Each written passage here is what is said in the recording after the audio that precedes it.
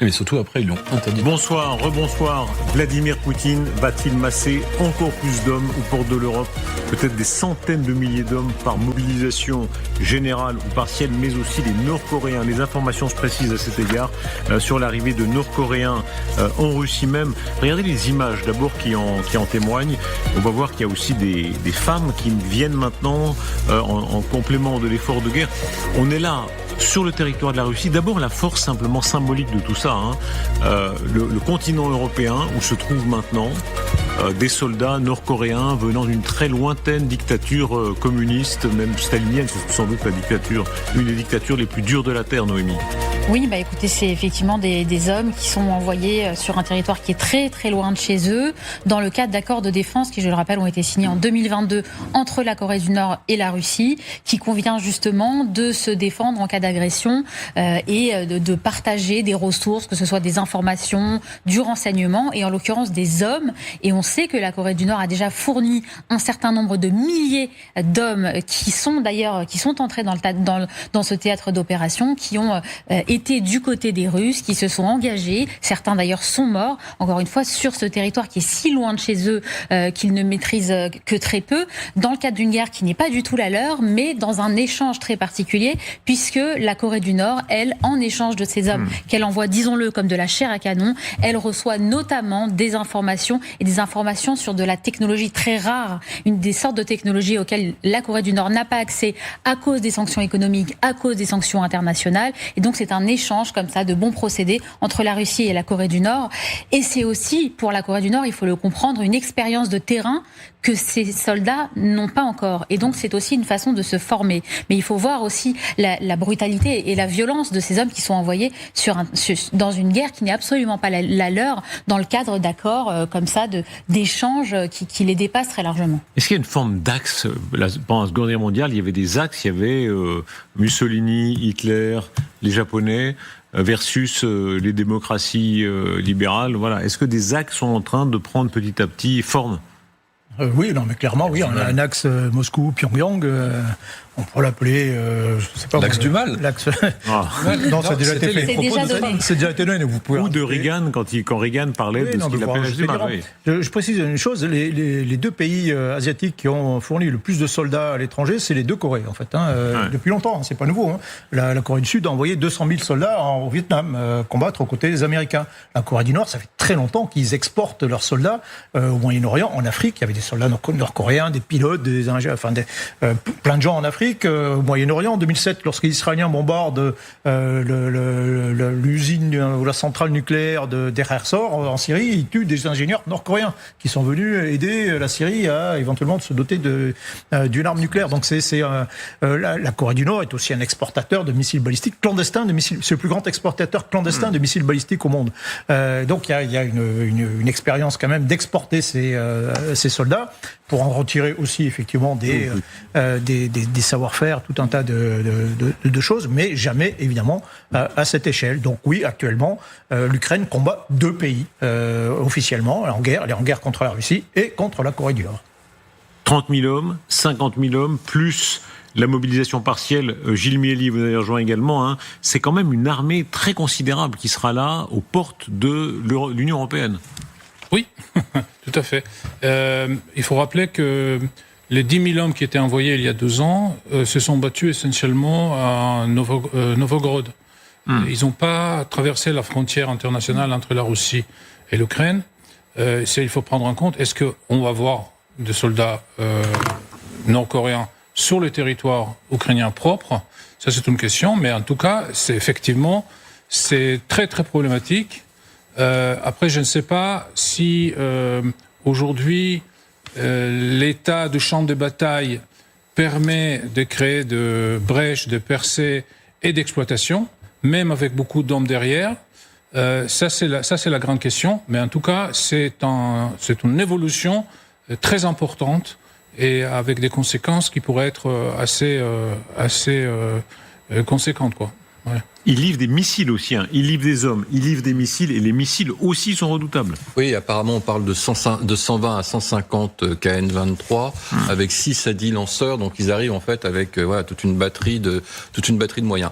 Après, ça coûte pas très cher humainement, si j'ose dire, à l'armée populaire nord-coréenne, hein, qui est forte d'un million d'hommes et 9 millions de réservistes. Donc malheureusement, ces pauvres Nord-Coréens sont déjà des hommes morts, hein, comme tu disais, Michel, hier soir. On a vu tout à l'heure des images terribles dans le saillant de Koursk, des fantassins nord-coréens qui se faisaient taper les uns après les autres sur ces champs de neige. Et malheureusement, leur sort sera identique certainement dans quelques mois. Il y a entre 2000 et 3000 morts, c'est son premier contingent de 12 000,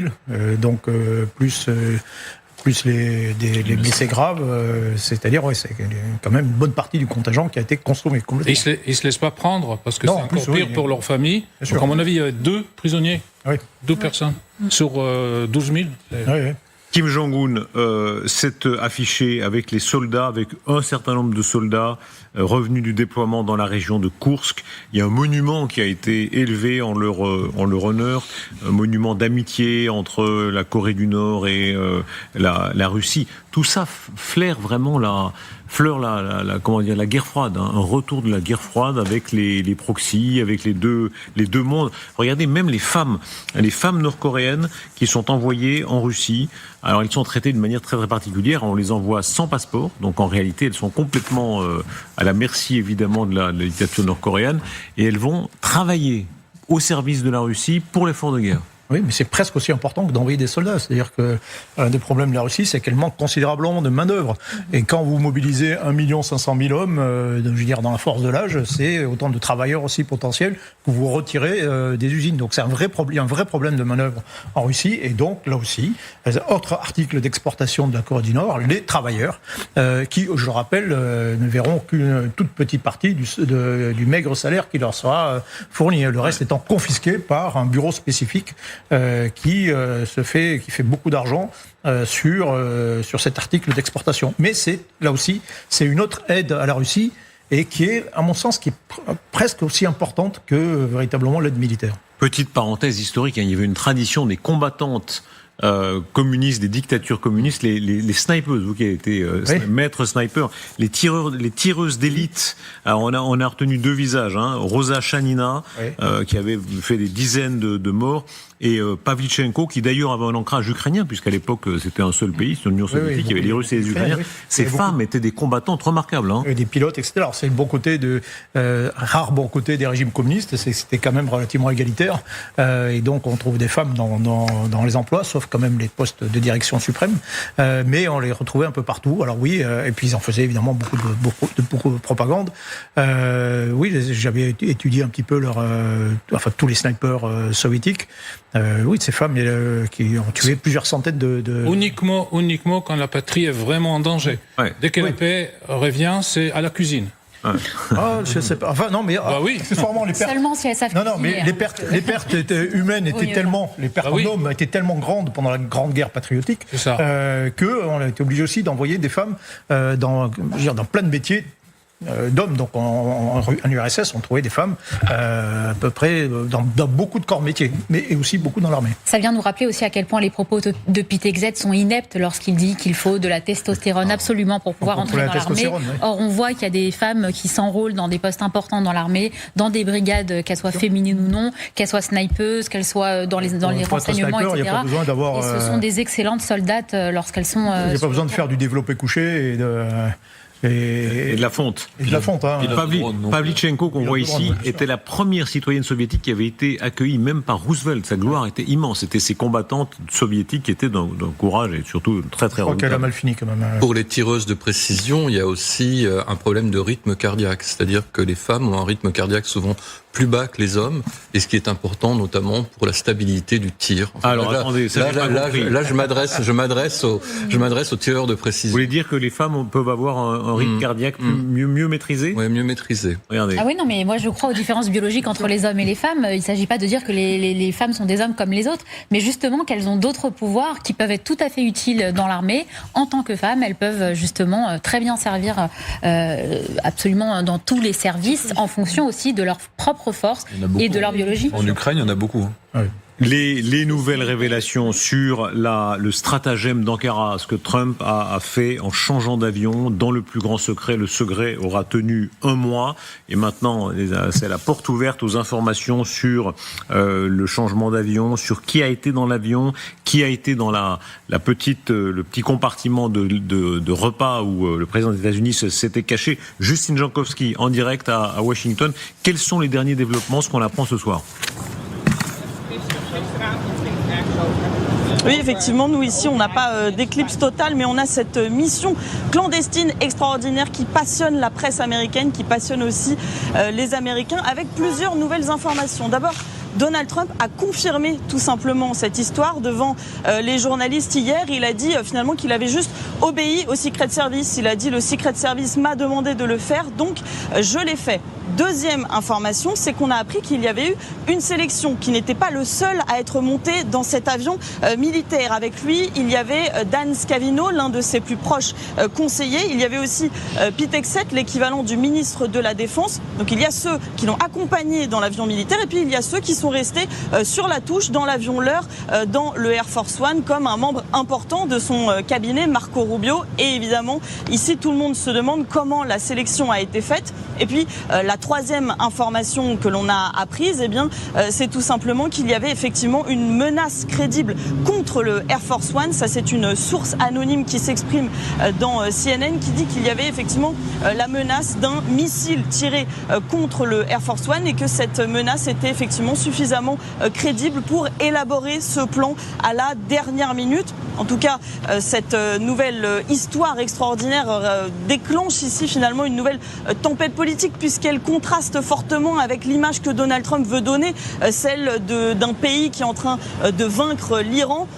À côté de ça, effectivement, avec cette histoire, on voit un Donald Trump coincé dans un camion de restauration contre son gré pour échapper à la menace iranienne. Alors, on va revenir dans un instant, merci beaucoup Justine, à ce que vous disiez sur la réalité de la menace iranienne, sur le danger que faisait peser la République islamique d'Iran. D'abord, écoutez simplement Trump qui confirme l'exfiltration et qui dit avoir obéi au secret de service. Pouvez-vous nous parler de votre trajet à bord du camion de restauration de l'aéroport en Turquie? Pourquoi avez-vous dû faire cela? C'est une décision des services secrets. Je me contente de suivre leurs consignes. Je m'en remets aux services secrets et à l'armée. Ils voulaient que je prenne un autre avion avec le même niveau de sécurité, alors je l'ai fait. Je fais ce qu'ils me disent. Pourquoi voulait-il que vous fassiez cela? Je suppose qu'il y avait une menace. Je n'ai pas vraiment posé de questions. Je suis beaucoup menacé. Est-ce que c'est vrai? On voit toujours dans les films les scènes où le secret de service va vers le président et dit « Monsieur, vous devez absolument faire ça » et le président fait ce que lui dit le secret de service. Est-ce que vraiment ça marche comme ça? Oui, ça marche comme ça. Et d'ailleurs, l'homme qui a donné les instructions le 8 juillet en Ankara est celui d'ailleurs qui a extrait Donald Trump à Butler, vous savez, sur le podium, qui a fini par remporter la décision pour le conduire à sa limousine. Donc, à l'époque, il était candidat à la présidence des États-Unis, cet été-là. Mais donc, cet homme s'appelle Sean Curran, qui est un agent du Secret Service, un agent d'ailleurs qui, je crois, a 27 ou 30 années de service et auquel Trump fait toute confiance. Et ça, c'est spécifiquement américain. Enfin, en tout cas, ça se pratique beaucoup aux États-Unis. Non, tous les services de protection présidentielle, le GSPR. Alors, effectivement, le GSPR n'a pas primauté sur la décision du président de la République, mais généralement le président de la République française suit les instructions du GSPR.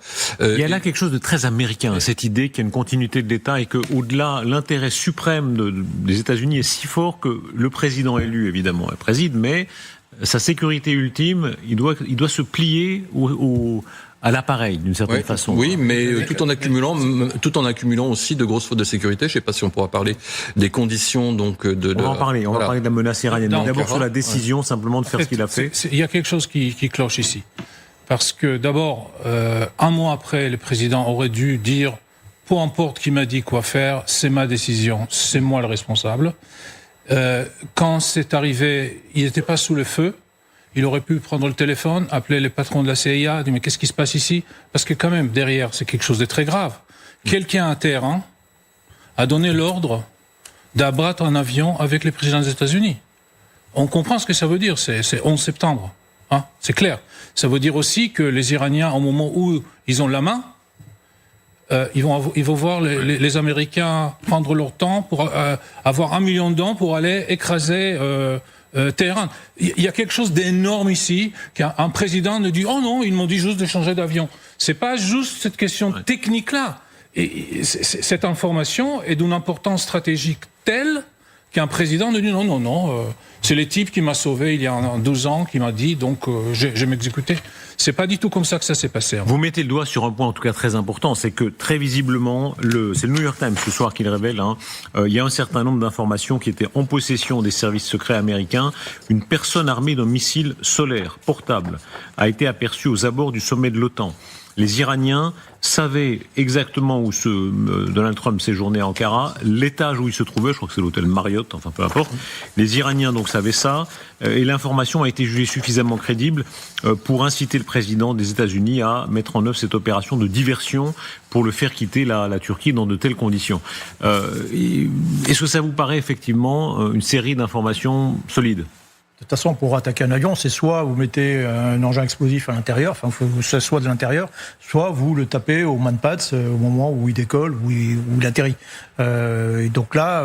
Et donc le scénario a du corps. Je veux dire, c'est arrivé, j'ai compté 10 fois quand même, des avions civils abattus par des manpads, c'est arrivé 10 fois. Moi, j'étais au Rwanda, j'ai fait de la protection contre des attaques aux manpads contre les avions. Au moment où ça a réussi finalement, il y a eu 2 présidents quand même qui ont explosé en l'air et 3 membres d'équipage français. Ça paraît terriblement, simple. Je crois qu'à Ankara, la particularité de l'aéroport, c'est qu'il est entouré par des immeubles. Ils sont pas très loin. À 500 mètres, il y a des immeubles. Donc, c'est un missile MISAC 3, c'est iranien, enfin chinois fourni aux Iraniens, ça tape à 6 km. 5 km d'altitude et 6 km de portée. Donc si vous faites un rayon, cherchez un rayon de 6 km autour de l'avion, ça fait, si bien compté, 120 km ou 110 km carrés à surveiller. Donc c'est énorme, c'est colossal, s'il y a plein d'habitations tout autour, pour peu que le plus dur finalement c'est d'introduire le manpass dans la zone. Donc vous arrivez 6 mois avant, vous savez qu'il va y avoir un sommet, vous savez que Donald Trump va arriver en avion à tel endroit, vous planquez votre manpass. Donc pardon, pour être très concret, on vient de voir l'image du manpad à l'épaule. Un type peut aller dans une cuisine à 50... Ce qu'on voyait à l'image artificielle, c'était... Ah oui, ça, oui, c'est bon. Voilà. Oui. Un type peut se mettre dans une cuisine à côté de l'aéroport de Téhéran et il a une chance... Il faut être à l'extérieur quand même, parce qu'il y a quand même un peu de souffle. Et sur un toit, on a un peu à l'air libre. Une zone industrielle aéroportuaire. Et vous voyez que c'est tout petit. Ça paraît rudimentaire. En termes de technicité, ça paraît très rudimentaire, mais il faut s'imaginer qu'il y a forcément eu aussi tout un travail d'information et de renseignement pour savoir où se trouvait le président. Est-ce qu'il y a eu des taupes de la part soit de ses équipes, c'est une possibilité. Est-ce qu'il y a eu des taupes à l'intérieur à ce moment-là du pouvoir en place? Il y a des informations qui ont été données au régime iranien et qui ont permis aussi d'en arriver là.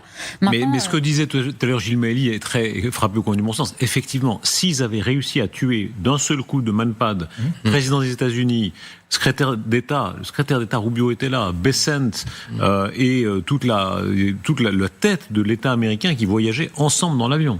Non, ça aurait été vraiment.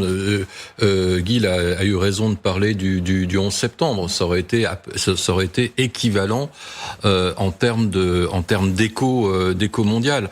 Moi, ce qui me trouble quand même beaucoup dans cette affaire, c'est qu'il y a un certain nombre, une cascade d'erreurs qui ont été commises par le Secret Service. Le Secret Service, c'est pas simplement des gens qui sont autour du président des États-Unis et qui ouvrent la portière et qui le protègent physiquement. Ce sont des gens qui évaluent la menace, qui vont capter du renseignement sur place, effectivement, des mois auparavant pour évaluer les menaces, qui travaillent d'ailleurs en collaboration avec les services de protection locaux, en l'occurrence le CKP, qui est une branche de la Direction générale de la sécurité turque, qui a plutôt très bonne réputation. Vous savez, Erdogan, c'est un des hommes les plus menacés au monde aussi. C'est pas un tendre. De son côté. Et Ils choisissent comme lieu de résidence pour le président des États-Unis, il va passer une nuit du 7 au 8 juillet. L'hôtel, évidemment, le plus luxueux, on connaît les goûts de Trump. Et il choisit la seule suite. Ouais, il ne va pas le mettre dans le Airbnb, quoi. Oui. Non, mais il peut aller loger à la résidence de l'ambassadeur des États-Unis, à l'ambassade des États-Unis, ou comme Michel le suggérait tout à l'heure, sur la base de l'OTAN d'Inserlink, qui est très protégée. Et pour les Iraniens, c'est du pain béni.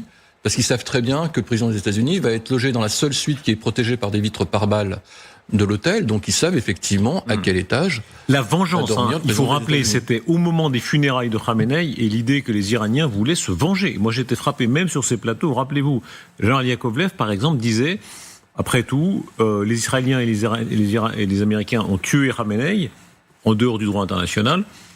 Il est de bonne guerre qu'il n'est pas illogique que les Iraniens tentent de tuer le président Trump.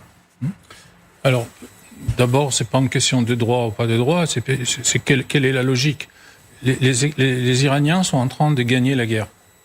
En fait, la guerre continue parce qu'ils lâchent pas les Américains, ils veulent aussi les humilier. Mais si les Iraniens voulaient laisser les Américains sauver la face, la guerre serait déjà terminée et ils auraient encaissé la victoire. Et donc, au moment où ils ont la main, pourquoi obliger les Américains de faire la seule chose qu'ils évitaient de faire, c'est-à-dire envoyer 1 million de soldats pour en finir? Je vois pas la logique. C'était le scénario. Si le président des États-Unis était tué, il y a 1 million de soldats qui partent tout de suite. Je pense que ah oui, là, il n'y a plus d'inhibition. Hein. C'est comme le 11 septembre, effectivement. Là, en plus, c'est un intérêt vital de la nation qui a été touché. Je ne suis pas sûr que les Chinois et les Russes seraient très contents des Iraniens pour l'avoir fait. Et donc, c'est vraiment quelque chose qui dépasse tout et qui n'a pas de sens. Ce qui est beaucoup commenté. Qu'on parle des services. Les plus grands échecs, ce sont des Turcs. Ça s'est passé chez eux. Il y avait un sommet de l'OTAN. C'est leur job. Ils ont choisi Ankara. Ils connaissent l'aéroport d'Ankara. Ils connaissent toutes les cuisines autour, tous les immeubles à 50 mètres. C'est leur job.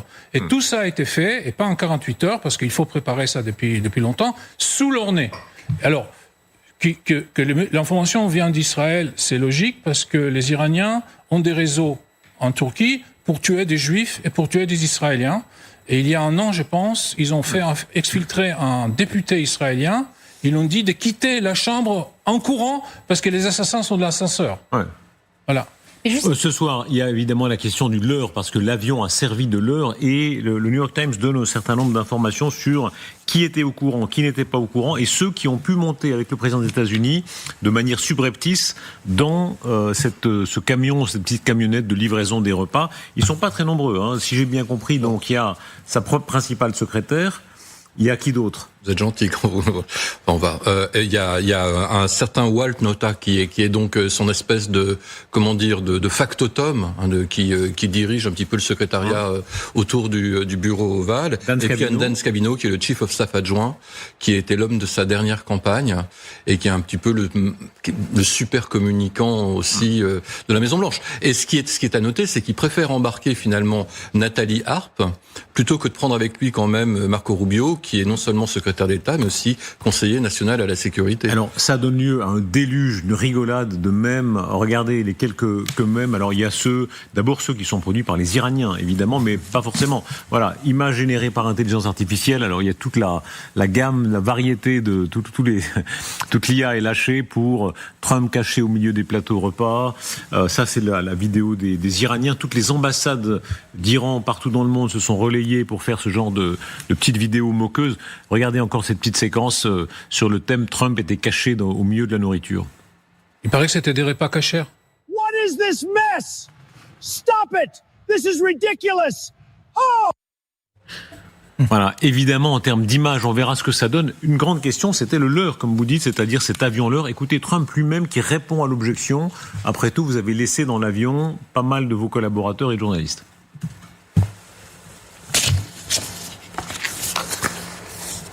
Alors, on va entendre Trump qui se défend de l'accusation d'avoir laissé dans l'avion ses collaborateurs et les journalistes. Pourquoi était-ce trop dangereux pour vous, mais pas pour la presse ? Je ne sais pas. Je suppose qu'en réalité, l'avion présentait un risque plus élevé. Je pense que j'étais davantage en danger. Pourquoi dites-vous cela ? Parce que c'est l'avion qu'il serait le plus susceptible de prendre pour cible. Voilà, évidemment, c'était un point sensible. Est-ce que c'est un problème pour vous, ou au fond, est-ce que c'est la stratégie normale de sécurité nationale ? Intérêt pour moi, vital. c'est un problème, oui. Pour moi, ça me choque. Effectivement, ça me choque de la part en particulier de Donald Trump lui-même, dire qu'il accepte lui. S'il y a une vraie menace sur cet avion, quand on lui dise OK, il faut dégager l'avion, on dit OK, d'accord. Mais qu'est-ce que vous faites pour les autres ? Qu'est-ce que vous faites pour faire la menace contre les autres, contre ceux qui sont avec moi ? Et donc, si vous faites rien, moi je reste dans l'avion. Je suis désolé. Ou vous trouvez une solution. Mais il y aurait pu avoir une autre solution. On aurait pu laisser l'avion sur place, ne pas le faire décoller, attendre que Trump parte avec l'autre avion et soit loin, soit en sécurité pour dire OK, finalement, voilà ce qui s'est passé. Et puis on va peut-être partir par voiture, on va se desserrer sur un autre aéroport, on va trouver un plan B parce que là c'est trop dangereux. Enfin, vous pouvez trouver des solutions. Là non, là il y avait une menace et cette menace elle est restée intacte, mais sauf pour Donald Trump. Surtout, il faut assumer. Il est le président des États-Unis. En plus, il n'assume pas, effectivement. C'est quand même une question assez... qui est-ce que vous auriez pris, vous, si vous étiez président des États-Unis, vous auriez mis qui dans la... Les femmes et les enfants. Les femmes et les enfants, façon Titanic. Tout à fait. Voilà. Non, mais c'est grave sur le plan... je veux dire, il est le commandant en chef des États-Unis, donc il est le chef. Et un chef montre l'exemple. C'est pas Michel que je vais le dire. Donc le chef montre l'exemple. Et bien effectivement, il se préoccupe du sort des 40 à 50 journalistes qui sont dans l'avion et de son staff. La survie du président, dites-moi si je me trompe, mais on a vu des scénarios passer, même en cas de guerre nucléaire, où tout le monde n'entre pas dans le bunker. Il y a ceux qui entrent in fine dans le bunker présidentiel et ceux qui n'y entrent pas. Et l'enjeu, c'est la survie du président. Oui, il y a un débat comme ça dans un épisode de The West Wing, d'ailleurs, où effectivement, certains se regardent en disant, nous, on a été choisis et pas vous. Mais ça, c'est autre chose. C'est dans le cadre d'une menace nucléaire. Là, il y avait d'autres options. Il y avait des solutions qui pouvaient être proposées. D'aller prendre l'avion ailleurs, à Incirlink ou je ne sais où, et ensuite, avec des bus, de conduire justement le pool présidentiel vers ces aéroports de desservement plutôt que de prendre le risque invraisemblable de ce décollage de l'Air Force One historique. Les choses vont très vite entre l'Ukraine et la Russie et c'est une montée des tensions et une montée des menaces. On va entendre de quelle façon ce soir Poutine s'en prend à l'Occident en général. Il était apparu là sur l'île de Sakhaline, d'abord en costume, puis en uniforme militaire et il a des mots extrêmement durs sur la riposte qu'il envisage non pas seulement contre les Ukrainiens, mais contre l'Occident en général. On va y venir, mais effectivement, la Russie est dans une période où elle prend des coups très marqués, notamment par les drones, par la campagne de drones tous azimuts des Ukrainiens. Regardez, par exemple, cette vidéo des véhicules russes détruits sur les routes, à proximité du front, ou en tout cas tout près du front. Vous allez pouvoir la commenter, Xavier Titelman, je ne sais pas si on peut la voir. Voilà, c'est une des vidéos les plus frappantes qui montre comment, au cours des dernières semaines, et maintenant de manière accélérée, les Russes sont détruits par les Ukrainiens. Alors là, le plus étonnant, c'est que c'est une vidéo qui a été tournée par les Russes eux-mêmes, qui ont été partagées par les soldats qui arrivaient sur le front, et ils passent cette ligne de véhicules détruits, et la vidéo a été géolocalisée 17 km derrière la ligne de front. Et ils disent eux-mêmes, on a subi un raid des Ukrainiens, on était en convoi d'une 50aine de véhicules, et les Ukrainiens ont attaqué notre convoi, alors qu'on était en train de se rendre sur le front. C'est qu'il y a une telle connaissance du terrain avec des drones d'observation, on parle de gros drones qui volent pendant une dizaine d'heures, qui donnent un préavis pour que, quand il y a ce type d'attaque qui se prépare, finalement, les Ukrainiens font décoller des dizaines de drones kamikazes et vont réussir à détruire tout ça 17 km avant même de commencer à s'approcher de là où ils auraient pu commencer à se... Quel est le mode opératoire ici ? Parce que on comprend qu'il y a une colonne entière et il y en a comme ça beaucoup. On a pris cet exemple-là, mais il y a beaucoup de vidéos qui témoignent du même type d'opération. Alors, déjà, le plus étonnant quand on analyse vraiment les images, c'est qu'il n'y a plus de blindés dans les colonnes russes. C'est-à-dire que le blindé est trop lourd, trop lent, il peut s'embourber, il fait pas demi-tour facilement, il y a une visibilité mauvaise, et les soldats ne veulent plus être même à l'intérieur des transports de troupes. Et c'est la même chose du côté ukrainien que du côté russe. Les soldats, ils acceptent d'être sur un pick-up avec leur fusil à pompe pour être prêts à se défendre, mais ils vont plus être dans une position où ils attendent enfermés en pensant que leur véhicule va les protéger, puisque le véhicule est plutôt un moyen de se faire tuer. Donc les Russes, qu'est-ce qu'ils font d'habitude ? C'est qu'une fois qu'ils trouvent un endroit dans lequel il y a des défenses qui sont un petit peu moins intenses, dans lequel ils pensent que les Ukrainiens vont pas être prêts à les attendre, ils se rapprochent du front, Ils déposent une quarantaine de mecs qui vont essayer de courir à travers champs ou de s'approcher plus ou moins de la ligne de front. Et sur les 40, il y en a 4, 5, 10 qui vont réussir à survivre. Ces 4, 5, 10, ils vont essayer d'attaquer la position d'où sont lancés les drones. Et s'ils arrivent à attaquer cette position d'où sont lancés les drones, là, les Russes vont envoyer d'autres troupes pour avancer petit à petit de cette manière-là. Commentez, s'il vous plaît, ce qu'on va voir maintenant, c'est-à-dire exactement le mode opératoire de cette offensive que les Ukrainiens sont en train de mener par les drones. Ces bataillons de systèmes sans pilote de la 12e brigade des forces spéciales Azov, qui attaque ce convoi de transport russe. On est à 20 km de la ligne de front. Là, c'est exactement la même chose. La vidéo précédente était à 17 km. Là, c'était une colonne d'assaut russe. Là, il y a 50 véhicules alignés les uns derrière les autres. Vous remarquez que, encore une fois, ce ne sont que des véhicules civils. Les Russes ne risquent plus d'engager des véhicules militaires. Et là, on est visuellement à l'intérieur des drones kamikazes qui sont pilotés en temps réel par les Ukrainiens. Les Ukrainiens ont un retour vidéo, ils savent exactement ce qu'ils sont en train de taper, ils choisissent leurs cibles une par une, et vous voyez la qualité de l'image, alors que les pilotes sont peut-être à une trentaine de kilomètres de distance, la qualité du retour vidéo. Et ça, c'est grâce aux technologies qu'ils ont développées, notamment ce qu'on appelle le mesh, donc c'est des réseaux de communication maillés dans lesquels vous avez plusieurs réseaux intermédiaires, des drones intermédiaires qui permettent d'aller jusqu'au bout.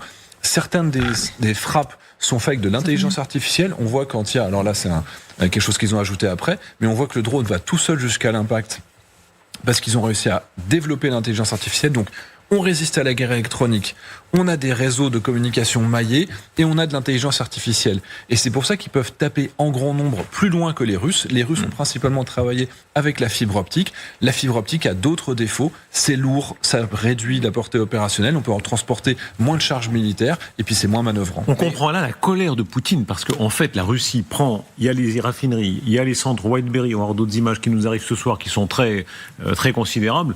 Et puis sur le terrain même au sens purement militaire, il est en train de subir. Alors, juste un chiffre. En un trimestre, en 3 mois, mai, juin, juillet, les Russes n'ont progressé que de 68 km². En ayant, tous les jours, ce type de vidéo, 180 morts russes prouvés par jour, juste par les images que l'on peut prouver, juste pour les soldats qui se font poursuivre. Des dizaines et des centaines de véhicules détruits chaque jour. C'est des chiffres qui sont démesurés. Et écoutez, cette colère de Vladimir Poutine, elle s'exprime pas seulement contre l'Ukraine. On sent qu'il y a une espèce de tension qui monte, de rage presque, contre l'OTAN en général. Nous constatons malheureusement que le risque de conflit s'accroît dans cette région. L'OTAN y étend progressivement son influence, de nouveaux blocs militaires et politiques voient le jour et de nouveaux systèmes d'armement sont déployés ou en cours de déploiement, ce qui représente également une menace pour notre pays. Les tensions s'intensifient également dans la région arctique voisine, comme cela a déjà été évoqué ici, autour de l'utilisation de la route maritime du Nord. Comment Poutine peut-il réagir ? Il n'a pas l'air en colère d'ailleurs, il a l'air d'être très calme. Mais je pense que le Rubicon était déjà traversé parce que l'attaque sur l'Antonov à Leipzig il y a une semaine, c'est lui qui a donné l'ordre, devait s'attendre à ce que ça réussisse. C'est-à-dire ce qu'il faut discuter aujourd'hui, c'est d'un Antonov bourré de munitions qui brûle et qui explose au milieu d'un aéroport en Allemagne. C'est ça. Donc, parce qu'il ne faut pas juger les choses par les résultats. On a eu de la chance. La boîte à conserve est tombée, donc ça n'a pas explosé. Mais l'ordre a été donné d'éliminer l'Antonov. Vous êtes très imagé, Gilles Melly, parce qu'effectivement... Non, il y avait une boîte de conserve à l'intérieur, non ? Oui. Xavier, c'est ça, il y avait une boîte de conserve. Mais là, ce qui est étonnant là sur le pont de ce croiseur, en fait, il n'y a pas eu de parade navale, vous savez. Elle a été annulée à Saint-Pétersbourg. C'est la deuxième année d'affilée. La deuxième année d'affilée, où il fait ça en petit comité. On ne sait pas trop où c'est, etc. Il n'y a pas de parade navale à Saint-Pétersbourg. Et là, finalement, il se monte sur le pont d'un bateau, mais très très loin, parce que là, il est hors de portée d'une attaque ukrainienne. L'aspect humiliant et l'aspect guerre d'usure et d'attrition. Regardez ces vidéos, ce sont les Ukrainiens qui les partagent beaucoup. Il y a l'équivalent du côté des Russes, mais en l'occurrence, ce sont les Ukrainiens qui arrivent à mener une sorte de chasse homme à homme. Les soldats sont repérés et tués les uns après les autres. Ces vidéos sont terribles parce qu'il y a vraiment le côté les yeux dans les yeux. Expliquez-nous bien ce qui se passe là. Le droniste souvent voit celui qu'il va tuer les yeux dans les yeux à la fin. Alors, les Ukrainiens produisent un peu plus de 10 000 drones kamikazes uniques par jour. Et ce sont des drones qui peuvent être pilotés jusqu'à l'impact, comme on le voit ici. On voit même l'ombre du drone qui arrive. Là, on est en caméra embarquée dans le drone. Donc le pilote du drone kamikaze ukrainien, lui, sait très bien ce qu'il est en train de viser. Il cherche sa cible. Alors, il a déjà été informé qu'il y a des mouvements, qu'il y a des Russes qui sont en train d'arriver dans un endroit. Et ce qu'on voit, ce qui est étonnant ici, enfin pas réellement étonnant, parce que c'est la méthode russe.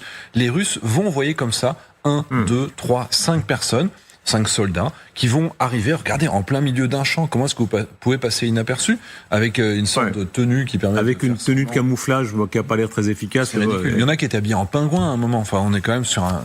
Il y a des séquences terribles où parfois le soldat russe, parfois ça va dans l'autre sens encore une fois, mais souvent c'est les Ukrainiens qui produisent le plus de ces vidéos, demandent grâce.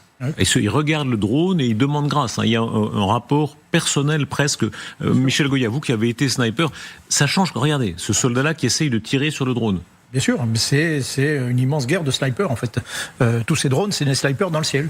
Et même on est dans une... Avant la guerre en Ukraine, dans les guerres industrielles, 70% des pertes c'était par l'artillerie. Donc les trucs qui viennent de loin, on se voit pas. On ne voit pas qui en tue. On voit pas qui on tue et on voit pas qui nous tue, etc. Il n'y a pas de, c'est très impersonnel. Dans les cas, les 30-40% qui restaient, c'était même le combat d'infanterie direct face à face, où c'était des combats où en fait on tire sur des zones plutôt que sur des hommes. C'est ça. Il y a beaucoup, on tire de plusieurs milliers de cartouches pour toucher un seul individu. On voit relativement peu d'individus et c'est excessivement rare. Là, on est dans une guerre où on voit beaucoup maintenant ceux que l'on tue. Ça, c'est un phénomène un peu nouveau. Est-ce que ça change ? Vous l'avez expérimenté, vous êtes le seul sur ce plateau. Vous avez tiré sur des gens, c'était pendant la guerre d'Yougoslavie. Est-ce qu'on voit le regard ? Oui, bien sûr, ça change. Plus vous approchez des individus, plus c'est difficile de les tuer. Il y a quand même une réticence. Et le pire de tout, c'est d'aller toucher même l'individu et de le tuer avec une arme blanche. C'est le pire de tout. Et c'est la raison pour laquelle on préfère justement de vraiment tirer de loin et si possible sans voir. C'est plus rassurant. Vous connaissez les expériences de Milgram où on fait des faux tests sur un individu qui est censé avoir des électrodes et chaque fois qu'il répond mal à une électrode, on envoie une fausse décharge électrique. Le plus dur pour le cobaye, qui ne sait pas qu'il est un cobaye, c'est lorsqu'il doit aller toucher l'individu pour remettre en place des électrodes. Et ça, c'est le plus pénible. C'est là, généralement, souvent qui craque.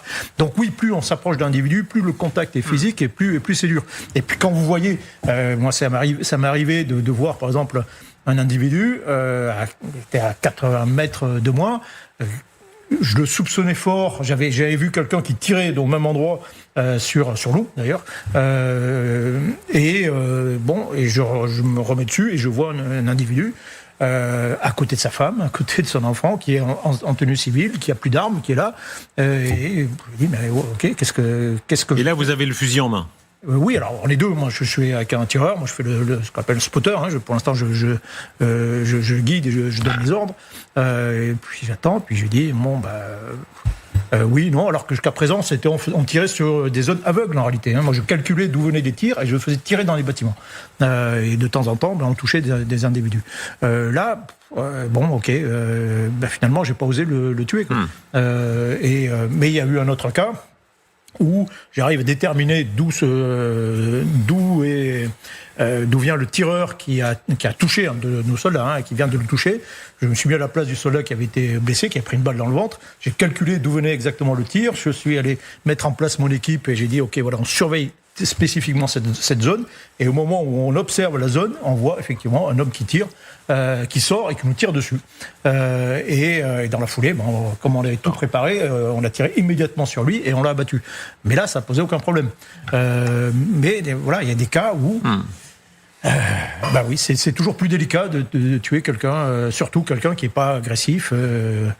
C'est comme le fait, je termine là-dessus, des gens qui se retrouvent dans des combats aussi, qui se retrouvent face à des ennemis, mais qui sont en train de bouffer, qui sont en train de pisser, par exemple. Voilà. Moi, j'ai des copains qui se retrouvent dans une situation et puis qui qui ont dit non. Non, ou je baisse le fusil. On l'appelle, il dit écoute, on est là, puis on va te faire prisonnier quand même. Mais ils osent pas, quoi.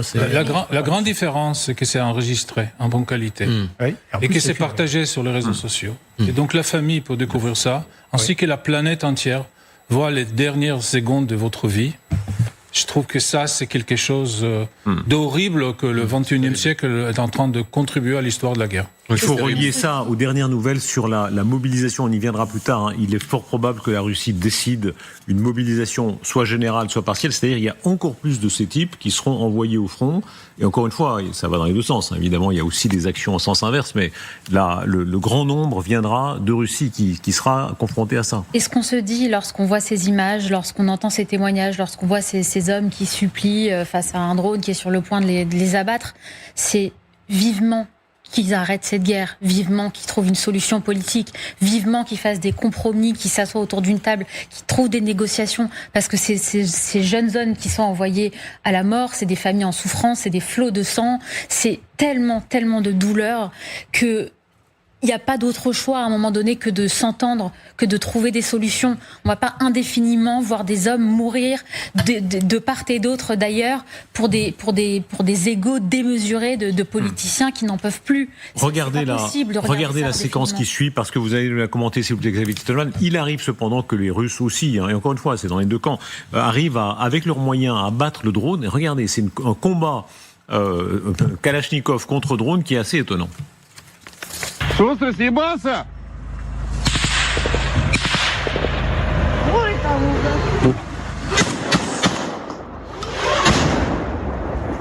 Живой?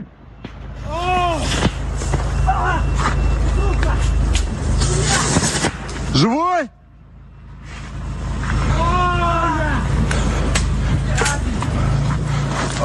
Ну-ка сюда! Давай сюда! Руку давай, блядь!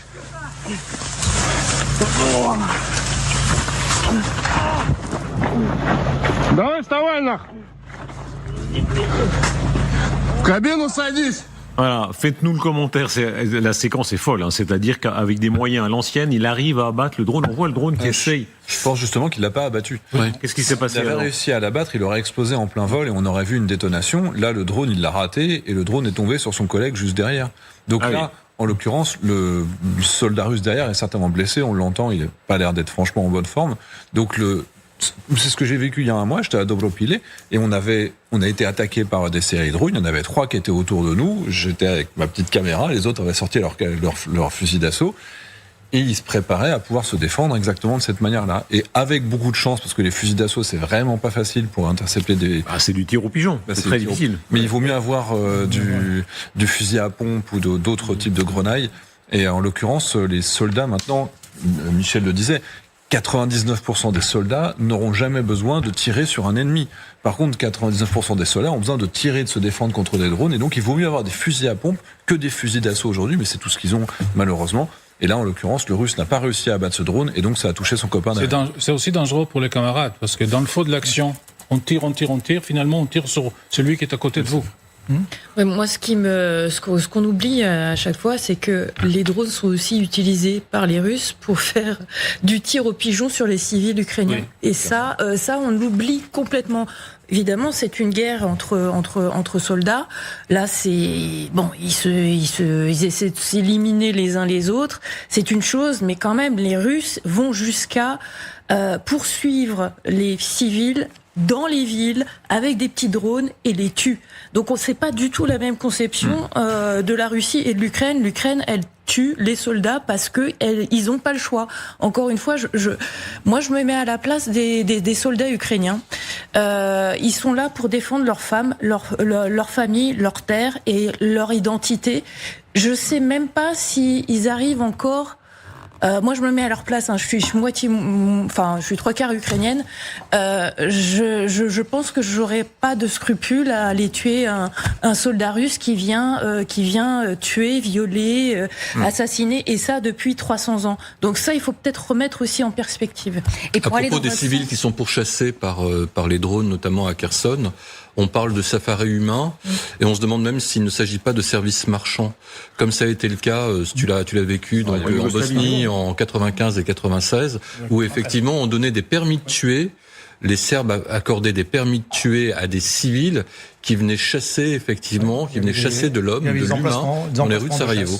Et on a eu un témoignage la semaine dernière, d'ailleurs, qui va dans ce sens-là. Vous vous souvenez peut-être de Yuri, c'est un vendeur de légumes, et il a été interviewé la semaine dernière, en tout cas des images de son interview sont parues la semaine dernière, dans lesquelles il explique qu'il est à l'hôpital, qu'il a été blessé, et qu'en fait, il est juste sorti avec son camion. On a aussi les images de cet homme qui voulait juste vendre ses tomates et ses concombres, et qui a voilà, à Kherson justement, qui a commencé à déballer ses produits comme ça, et tout autour de lui, il y avait un drone qui était en train de tourner, et il a fini par le frapper. Alors il est pas mort, mais le pauvre Yuri, il a quand même été bien amoché, et on voit que c'est un civil. Je veux dire, c'est pas quelqu'un qui est là pour faire la guerre. Il essaie juste de vendre ses légumes, il essaie juste de vivre, et ça illustre tout à fait ce que vous disiez, madame, sur cette volonté de frapper des civils dans une guerre. Voilà. Vladimir Poutine montre les dents à l'Europe. Vous êtes avec nous, amiral Vichot. Merci beaucoup d'être là. Ancien commandant des forces maritimes françaises dans le Pacifique, vous commandiez aussi un sous-marin nucléaire lanceur d'engins. Bonsoir.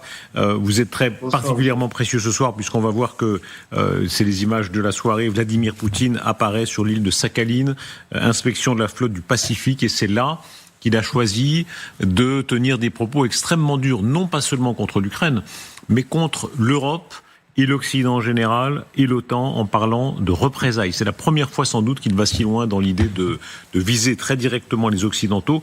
En l'occurrence donc, il est là sur un navire de guerre russe, le Variag, sur l'île de Sakhaline, qui participe à un vaste exercice naval. Écoutez-le, qui parle spécifiquement d'abord des saisies de navires par les Européens, en disant « la prochaine fois, nous riposterons ».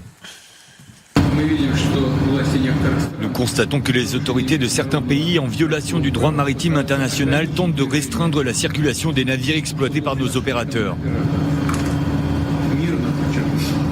Et j'insiste, car ce sont des navires civils. Ces pays sont même allés jusqu'à envisager de saisir nos navires et de vendre les biens qui nous ont été confisqués.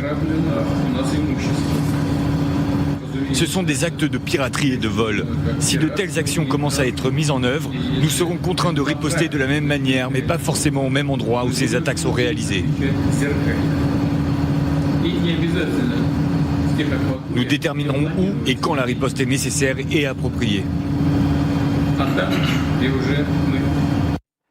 Amiral Vichot, un mot d'abord sur la localisation, puisque vous avez commandé la marine dans cette région du monde. Le choix de la région n'est pas indifférent, hein, c'est vraiment un des lieux de la puissance russe. Oui, tout à fait. On se trouve donc totalement en Extrême-Orient, dans un détroit bien connu des Français, puisqu'on n'est pas loin du détroit de la Pérouse, hein, qui a exploré ces parages au XVIIe et XVIIIe siècle. Mais là, Sakhaline, c'est la grande base russe en Extrême-Orient. Et c'est très important au moment où, en particulier, on le rappelait tout à l'heure, la Russie se rapproche encore de la Corée du Nord pour l'utiliser afin de compléter ses forces sur le théâtre européen. Donc il y a un parallèle saisissant qui est fait entre, effectivement, toutes les occasions que nous avons eues de s'attaquer à la flotte fantôme sur les côtes de l'Europe et en Méditerranée ou en Atlantique. Et puis, maintenant, on a commencé à le faire en océan Indien. Et donc, le président Poutine sent qu'il y a là une menace réelle sur tous les trafics qu'il organise autour des exportations illégales de pétrole russe ou d'hydrocarbures russes. Est-ce qu'il est exact que... C'est par des sanctions qu'il envisage, même en Extrême-Orient. Est-ce qu'il est exact qu'il y a dans cette région les sous-marins nucléaires lanceurs d'engins russes ? Tout à fait. En fait, la flotte russe, bien sûr, c'est comme les États-Unis d'Amérique. La flotte russe est séparée en deux parties.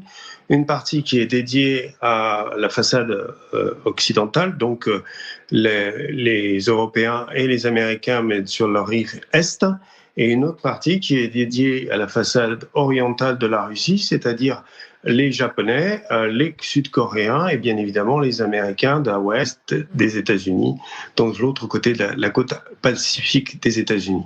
En fait, ces deux puissances se préparent à s'affronter sur les deux océans, l'Atlantique et le Pacifique. Pacifique, il y a 2 bastions, il y a 2 endroits où les Russes concentrent leurs sous-marins nucléaires, n'importe où, un endroit très vaste. Eux les concentrent pour pouvoir mieux les protéger. Mais effectivement, sur les 4 flottes russes, il y en a 2 qui sont vraiment concentrées sur le nucléaire, dont celle du Pacifique. En théorie, il y aurait 11 sous-marins nucléaires lanceurs d'engins russes. Alors après, on ne sait pas du tout en termes de disponibilité opérationnelle si les 11 sont effectivement... Il va y avoir 5 Borei, 5 sous-marins de classe Borei du pétrolier Deliver. Il transitait à l'époque au large de la Sicile, infraction au droit de la mer, la France entrant en action. Il s'agissait de faire un coup pour être à la limite, disons évidemment, ils ne vont pas détruire un navire français, mais enfin le saisir ou mener une opération. Alors, en fait, il s'agit bien sûr là d'une guerre de communication. En fait, nous appliquons strictement le droit international. Le droit international nous permet de contrôler l'identité, de contrôler le pavillon, de contrôler les papiers des bâtiments qui croisent à proximité de nos côtes, voire même qui croisent en haute mer et dans les eaux internationales, à partir du moment où ils sont soupçonnés, en particulier, de procéder à leur activité sous une fausse identité. Et en fait, ce qu'on appelle la flotte fantôme russe, c'est une flotte qui travaille pour le compte des Russes, c'est-à-dire qu'elle transporte essentiellement des hydrocarbures qui appartiennent à des compagnies russes ou à des compagnies qui servent les intérêts russes, sur des bateaux qui sont souvent qui portent des pavillons de complaisance. Et ce qui appelle l'attention des Français, mais aussi des autres puissances occidentales, c'est que ces bateaux-là changent extrêmement fréquemment d'identité et de pavillon pour brouiller les pistes. D'ailleurs, ils en changent tellement fréquemment que très souvent, ils se retrouvent sans identité réelle. En gros, c'est comme une voiture avec des fausses plaques d'immatriculation. Et donc, dès qu'on est persuadé, dès qu'on a des informations concordantes sur le fait que tel bateau n'est pas régulièrement immatriculé, qu'il n'a pas l'identité qu'il prétend avoir, à ce moment-là, on peut intervenir. C'est parfaitement prévu par les conventions internationales et on intervient en application du droit international. Alors, bien évidemment, les Russes seraient très embêtés pour faire la même chose pour nous, parce que pour nous, nous n'avons pas ce genre de pratique et nous n'avons aucune raison d'avoir ce genre de pratique. Alors, nous n'utilisons pas de pavillon de complaisance. S'ils veulent effectivement se lancer dans une opération contre les Occidentaux, quels sont les moyens qui sont en train de se dessiner? Alors, il y a les saisies de navires, il y a la mobilisation générale qui prend du corps. Écoutez le président Zelensky qui dit « La Russie est prête très vite, dès l'automne prochain, dès septembre qui vient, pour faire la grande mobilisation avec des centaines de milliers d'hommes aux portes de l'Europe. » Un rapport des services de renseignement de la défense rédigé par Oleh Ovachenko faisait état des préparatifs de la Russie en vue d'une mobilisation. Tout est confirmé par des documents internes russes. Ils les préparent pour l'automne, juste après leur parodie d'élections législatives. Le plan de Poutine n'est pas particulièrement compliqué. Il veut donner l'impression que les Russes soutiennent soi-disant la guerre. Tous les partis encore autorisés à se présenter sont d'une manière ou d'une autre contre la paix. Voilà, expliquez-nous sur ce plateau ce qui est en train de se passer. Je rappelle, l'amiral Vendier, le français au sein de l'OTAN, disait attention, le front sur nos frontières. On n'a pas le temps de se préparer, d'accumuler des troupes. Et s'ils ont effectivement tous ces baraquements, tous les équipements et toute l'armée prête à envahir et de préparer une contre-attaque ou une... Qui vont aller dans leur sens, dans le sens de leur récit. Son quotidien, et la guerre de Tchétchénie, la guerre de 2004. Et non, c'est pas mon avis. Ce sont les républiques de la fédération. C'est une mutinerie presque dans l'autre sens. C'est une mutinerie de militariste, si on veut. Mais une mutinerie, durcir le ton et effectivement aller plus loin dans la guerre, au-delà même de l'Ukraine. Une partie de la population participe à la guerre, mais l'autre moitié dort. Une partie du peuple est en train de mourir, d'apporter son aide, de prendre part au combat, et l'autre partie non. Il faut transformer cette guerre en une guerre populaire pour créer véritablement les conditions de la victoire. Une décision doit être prise. Est-ce qu'on sous-estime le militarisme russe? Renaud Girard, qui est souvent sur ce plateau, dit il y a eu le militarisme prussien pendant des décennies. C'était une idée, c'est une société imprégnée par l'idée militaire. Et là, il y a un militarisme russe qui est en train de se développer à nos portes. Oui et non. C'est-à-dire qu'on était, il y a quand même une évolution. Et le fait même d'ailleurs qu'il n'y ait pas eu de mobilisation jusqu'à présent montre que c'est plus quand même comme avant, quoi. C'est qu'il y a quand même une réticence à engager complètement toute la société russe. Alors il y a un nationalisme, il y a une sorte de nouvelle religion nationaliste qui incontestablement, mais il y a quand même une hésitation encore devant la militarisation de la société, parce qu'on pressent que en réalité cette société elle-même n'est pas forcément si aventuriste et si prête que cela à aller au front malgré tout. Et donc c'est ça, c'est un peu le côté un peu ambigu jusqu'à présent. Donc c'était la Russie a mené fondamentalement une guerre avec des volontaires, à l'exception de la phase de mobilisation partielle fin 2022-2023. Et c'est, si vous voulez, ça ressemblait un petit peu à le modèle défini par Ibn Khaldoun dans les empires. Il dit voilà, l'empire, surtout l'empire autoritaire, il veut démilitarise sa société et il la maintient sous la force. Et justement, il veut pas qu'elle soit armée, il veut pas qu'elle ait capacité de se rebeller. Et donc on fait la guerre avec des armées de mercenaires, de professionnels, ce qu'il appelle les assabillas d'étrangers, etc., etc. Mais on veut surtout pas que la société soit militarisée. Donc il y a un peu de ça. On se méfie aussi de sa propre société, mais voilà. Donc c'est plus le modèle de la Russie classique. Hein, la Russie mobilisée. Elle mobilisait des moudjiks. Mais non, mais c'est ça. Elle n'a pas l'air d'accord, la dame. Amiral Michaud, est-ce que vous seriez inquiet si, là, en septembre, il y a 1 million de soldats russes mobilisés sur les frontières de la Est de l'OTAN ? Bien évidemment, je serais très inquiet s'il procède effectivement à cette mobilisation. Ça lui donnerait un avantage, comme vous venez très bien de le dire, et M. Michel Goya l'a dit remarquablement. Ça lui donnera une puissance remarquable et surtout il pourra attaquer en n'importe quel point du front. C'est-à-dire ça lui donne la masse nécessaire qu'il n'a plus aujourd'hui pour contourner les défenses ukrainiennes qui sont basées sur ces défenses qui s'appuient énormément sur les drones mais qui sont une spécificité ukrainienne et qui rendent le front ukrainien pratiquement étanche. Ces moyens-là, ils ne sont pas disponibles actuellement au nord de l'Ukraine. Ils ne sont pas disponibles dans cette quantité, avec cette intensité sur les pays baltes, sur la Finlande et même sur la Norvège. Par contre, il est certain que ces pays de l'OTAN qui se trouvent en première ligne sont eux extrêmement motivés, ont déjà fait des efforts considérables, et puis aussi qu'il y a dans ces pays, dans pratiquement tous ces pays, il y a déjà des forces européennes qui sont en place et qui serviront, j'allais dire, de déclencheurs pour une intervention de notre part. C'est pour ça que je serais extrêmement inquiet si cette mobilisation avait réellement lieu.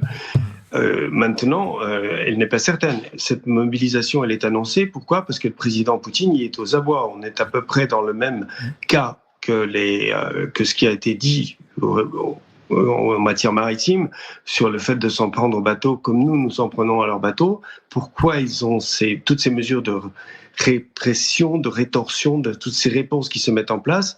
C'est parce qu'ils ont besoin de répondre à nos actions qui sont de plus en plus efficaces. Ils ont besoin de nous faire peur. Et une nouvelle fois, c'est la guerre totale. C'est la guerre dans tous les compartiments du jeu, y compris la communication, de telle manière qu'ils nous influencent, qu'ils nous dissuadent de continuer à aider l'Ukraine efficacement. C'est bien ça la problématique du président Poutine aujourd'hui.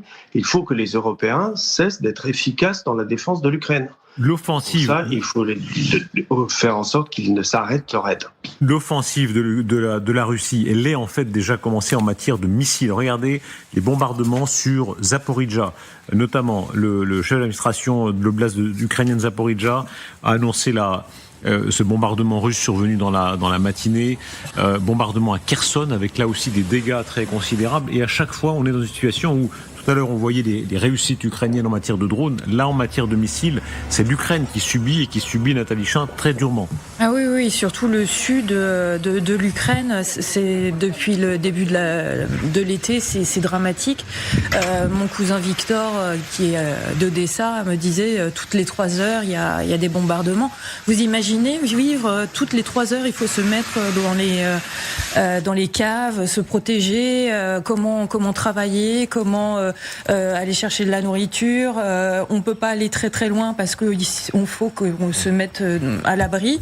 C'est dramatique et en plus, ils touchent pas uniquement des zones militaires, etc. Ce sont bien des civils qui sont. Mais quelle faiblesse cela révèle de l'Occident? Parce que théoriquement, l'Union européenne paye généreusement, il faut le dire. Hein. La France est très généreuse et très efficace. L'Europe, mais malgré toute cette générosité, ça n'empêche pas ça. Pourquoi? Quels moyens manquent? Elle a des manques.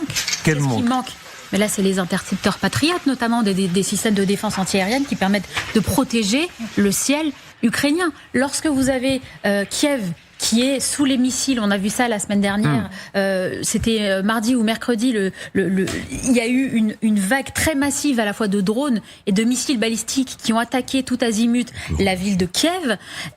La ville n'avait pas les moyens de se défendre et il y a 0 missiles balistiques qui ont été arrêtés. Et c'est d'ailleurs pour ça que Volodymyr Zelensky régulièrement... Mais c'est très inquiétant. C'est très inquiétant pour l'Ouest parce que théoriquement, on est là pour... on dit c'est la frontière, etc. On devrait aider. Et si on n'a pas les moyens d'empêcher les missiles d'arriver, pourquoi? C'est interdit de le faire. Alors, je vais rappeler juste un élément qui est quand même important. Trump devait normalement accepter que les Ukrainiens puissent produire localement des missiles patriotes d'interception.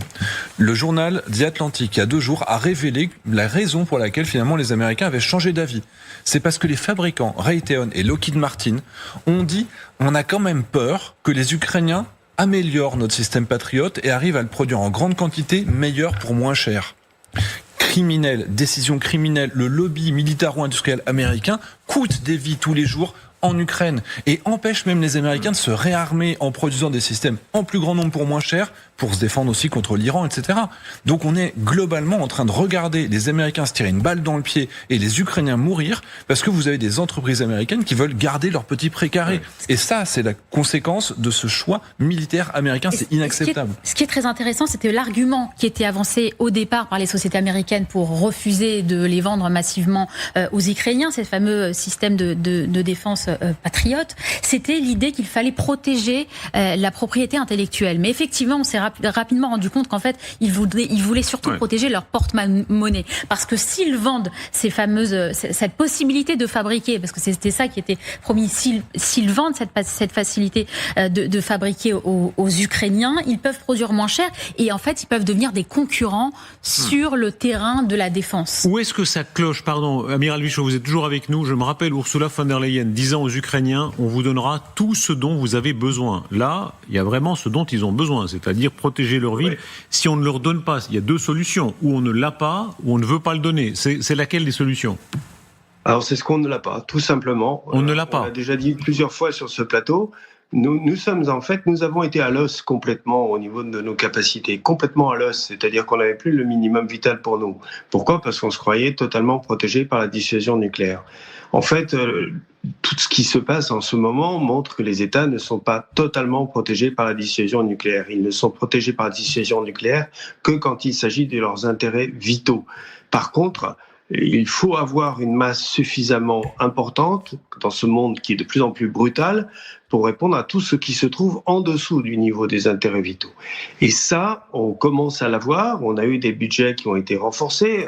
Le président Macron dit avec raison qu'il a multiplié par 2 le budget de la défense. Le problème, c'est qu'on partait de tellement bas qu'actuellement, on est simplement en train de reconstituer nos forces et nos stocks pour retrouver une force décente. Aujourd'hui, on n'est même pas capable d'envoyer en Ukraine ce que vont faire les Nord-Coréens.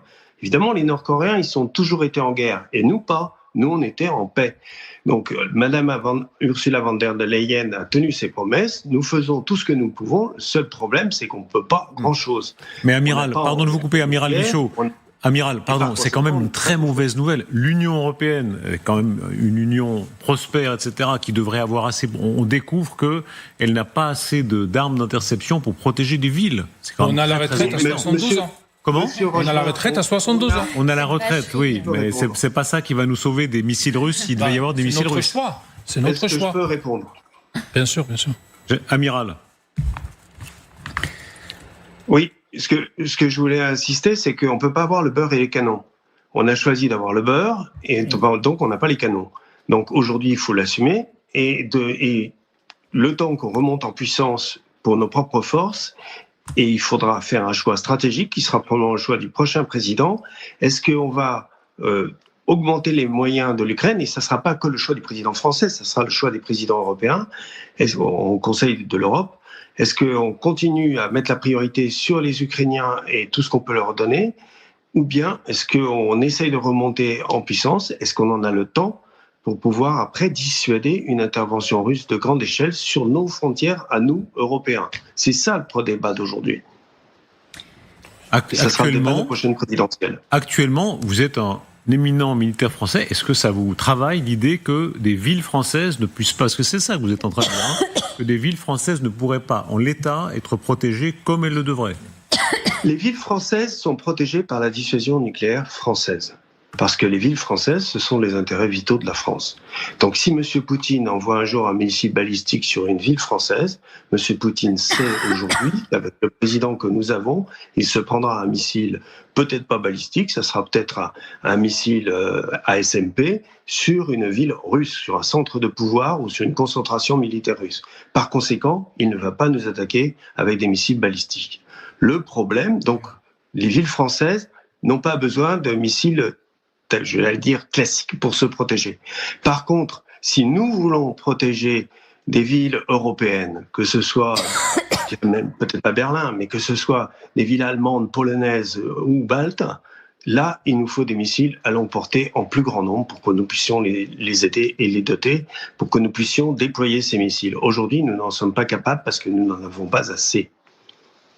Merci beaucoup. Très grande clarté de votre explication, réaction en plateau. On comprend là à quel point, en réalité, oui, il y a des failles dans la défense de l'Europe telle qu'elle est actuellement. Oui, bien sûr. Alors le plus étonnant, d'ailleurs, c'est qu'on semble le découvrir, alors que c'était quand même assez prévisible. Accessoirement, là où je suis peut-être un peu en désaccord avec l'amiral, c'est que vous pouvez être attaqué par missile balistique conventionnel. Sans que ça déclenche automatiquement une réaction nucléaire, parce que cette réaction nucléaire elle-même va susciter une réaction elle-même nucléaire. Vous avez des pays nucléarisés, enfin Israël se fait bombarder régulièrement, elle n'est pas protégée par son arsenal nucléaire, elle n'est pas protégée par la dissuasion, elle est protégée par son système de défense antiaérien. La Russie est frappée, on le voit bien également sur son sol, et son arsenal nucléaire n'a pas dissuadé les Ukrainiens de le faire. Ce qu'il ferait, c'est d'avoir une défense conventionnelle classique. Bon, ça, nous, on s'est effectivement un petit peu illusionné là-dessus, et on a complètement négligé aussi, parce qu'on avait la supériorité dans le ciel, etc., que c'était nous, en fait, les maîtres du ciel, on a négligé aussi complètement cette menace, par exemple, des missiles balistiques conventionnels. Et il y a une course aux armements en ce moment de missiles balistiques conventionnels russes. Regardez les chiffres qui ont été donnés par les Ukrainiens, qui sont bien renseignés sur il y a beaucoup d'interactions, il y a beaucoup de liens entre les services infiltrés les uns les autres, d'après les informations des services ukrainiens. Donc la Russie accroît sa production de missiles. Elle dépasse actuellement ses objectifs de production mensuelle. Missiles de croisière, 200%. Missile KH-101, c'est ça? Missile de croisière traditionnel. Voilà, 140% des objectifs. Missile calibre, 111%. Et encore une fois, ces chiffres pourraient faire sourire. On se dit que c'est du stakhanovisme un peu à la soviétique, mais ce sont les chiffres que les Ukrainiens donnent sur la Russie. D'après les services de renseignement ukrainiens, la Russie constitue un stock de missiles balistiques Iskander qui approche les 130 unités. La production mensuelle prévue est de 60 missiles. Par exemple, au mois de juillet, juillet dernier, 65 unités ont été produites. C'est une course aux armements très importante. Alors, faut être clair, les missiles traditionnels, les missiles KH-101 sont des missiles de croisière qui sont interceptés avec beaucoup d'efficacité, avec des systèmes plus traditionnels, des Manpads tirés depuis l'épaule, les avions chasse, les F-16, les Mirage 2000, 90% d'interception. Et accessoirement, je précise que dans chacun des missiles KH-101 qui sont tirés, ils ont tous été produits en 2026. Il y a 200 composants occidentaux que les Russes arrivent à contourner les sanctions pour continuer à les récupérer à fort prix, etc. Mais néanmoins, ils arrivent à continuer. Le vrai problème, c'est la 70 missiles balistiques. Parce que ça, par contre, il n'y a pas d'intercepteur qui fonctionne, hormis les Patriotes et les Santé que nous ne fournissions pas à l'Ukraine. Et c'est sur ça que les Russes accélèrent principalement et qui doivent accélérer, parce que c'est les seules défenses, c'est les seuls systèmes d'attaque qui ne peuvent pas être interceptés par les Ukrainiens. Donc on va se dire, les Russes, ils peuvent faire 500 missiles KH-101, il y en a peut-être 50 qui vont passer. Mais sur les 80 missiles balistiques, il y en aura 80 qui vont passer et qui vont faire des morts malheureusement. Oui. En tout cas, la collision des deux informations est pas rassurante. Le fait qu'ils en produisent beaucoup et qu'on voit que sur l'Ukraine, ils passent en très grand nombre. Ça, ce sont des faits. Oui, ils passent de plus en plus, même quasiment maintenant à 100%. Oui. Les Iskander, ils sont plus arrêtés. Et vous rajoutez aux Iskander les KN-23 coréens qui sont l'équivalent. Oui, là, il y a un vrai trou dans la raquette, un vrai trou dans la défense, sur lequel, évidemment, les Russes appuient à fond. Vous rajoutez là-dessus, sur les villes qui sont relativement proches du front, Zaporizhzhia, par exemple, qui est à 35 km à ligne de front, elle peut être bombardée aussi par des bombes guidées, par des bombes planantes. Et ça fait très mal aussi. Kherson aussi, ou Kharkiv, sont assez proches. On peut balancer aussi, les Russes utilisent par exemple des missiles antiaériens, mais qui utilisent pour taper au sol aussi, sans aucune précision, mais ils en ont en masse, eux, et donc ils profitent. Donc ils jouent à fond cette carte, et pour l'instant, là c'est une vraie crise, effectivement, parce qu'il n'y a pas de solution immédiate. S'il y a une solution, c'est que les pays qui ont des missiles patriotes, en particulier, fournissent, tapent dans leurs stocks. Alors, ce sont des stocks critiques, effectivement, c'est des stocks stratégiques, mais pour aider l'Ukraine. Et les Ukrainiens, je pense qu'ils ont reçu en tout et pour tout, en 3 ans, 600 missiles patriotes, 600 intercepteurs, à peu près. Et quand ils voient que les Saoudiens en ont cramé 2400 en un mois, juste pour intercepter 89 missiles iraniens et 700 drones, je pense qu'ils doivent être relativement fous, quoi. Dans la guerre depuis au Proche-Orient, entre 5000 et 6000 patriotes qui ont été tirés au total. Et encore une fois, alors que les Ukrainiens, ils disent, mais nous, on a besoin de 60 par mois. Ça nous suffirait. C'est ça, il y a une collision en fait des guerres. C'est parce que les Américains, eux aussi, sont à l'os. On sait qu'ils ont dépensé une partie de leurs intercepteurs pour protéger notamment le ciel israélien. Et donc qu'eux-mêmes, ils en manquent aujourd'hui. Et lorsque l'information d'ailleurs a été rapportée au président américain Donald Trump, il paraît qu'il est devenu livide parce qu'on lui avait quelque part caché le coût réel de cette guerre, qui est un coût assez élevé dans la mesure où ces intercepteurs, il faut du temps pour les produire et ils ne peuvent pas les dépenser aussi facilement qu'ils ne le voudraient. Donc c'est très précieux. Ils en ont dépensé beaucoup en Iran et donc on comprend aujourd'hui, ils sont en train quelque part de rationner ces fameux intercepteurs patriotes qui sont extrêmement importants et précieux parce qu'ils permettent justement de protéger les populations civiles, de protéger des territoires entiers par le ciel et qui sont en manque très cruellement en Ukraine. Et c'est pour ça qu'il y a ces discussions encore actuellement avec Volodymyr Zelensky qui demande absolument à la fois d'augmenter le nombre d'intercepteurs qu'ils pourraient obtenir par mois, mais aussi d'obtenir directement la possibilité de le produire eux-mêmes. Regardez les chiffres, parce que l'argent commande, comme souvent, et même si l'industrie russe n'est pas transparente, les chiffres de l'effort militaire russe rapporté au PIB, c'est extrêmement impressionnant quand on voit qu'il y avait une évolution à peu près normale dans les années 2000, même si c'était déjà très supérieur à ce qui est l'effort militaire en France, par exemple, à l'époque. Et cette courbe dit tout, parce que 2008, il y a la guerre de Géorgie, c'est ça ? Ouais. Ensuite, 2014, on voit le pic après la prise de vive force par l'annexion unilatérale de la Crimée par les Russes et l'occupation. Il ne faut quand même pas oublier qu'il y avait des 2 offensives russes dans le Donbass. C'est de vraies offensives avec de la vraie armée russe. C'était pas les séparatistes qui sont intervenus dans le Donbass. Vous avez et simultanément d'ailleurs il y a aussi l'intervention en Syrie, la guerre en Syrie en 2015. Et là on a la montée en puissance alors très spectaculaire depuis 2022. On atteint 7% du PIB, 7% du PIB alors qu'en France on est à combien ?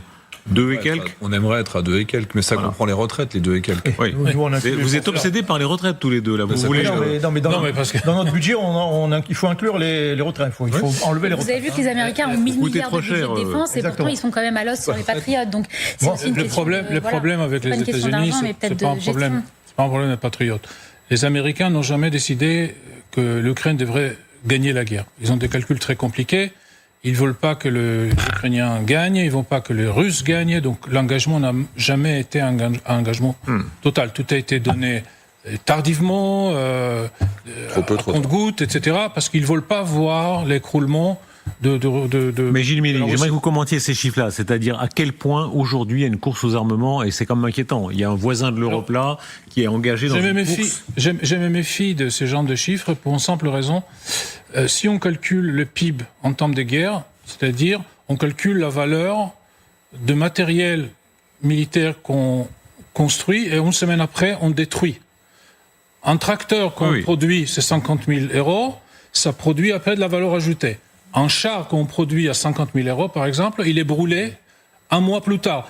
Mais les deux comptent la même chose dans les PIB.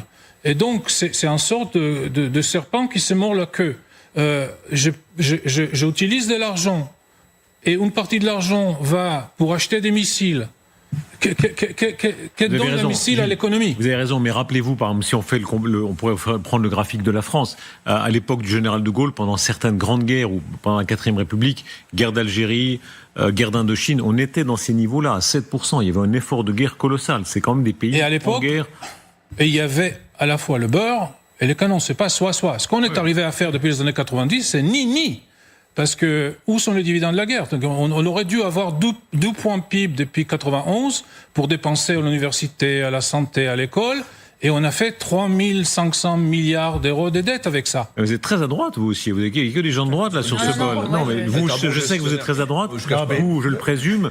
Michel Goya, c'est un centre-gauche, j'imagine, ou un centre-droit. Pas vraiment, mais... Tout le monde nous envie, tout le monde nous envie. Non, mais il faut bien reprendre d'un point de vue militaire. En gros, historiquement, à moins de 3% du PIB, un outil militaire moderne ne progresse plus. Parce que les programmes industriels, les programmes d'armement, les générations coûtent plus cher que les précédentes, et même souvent beaucoup plus cher que les précédentes.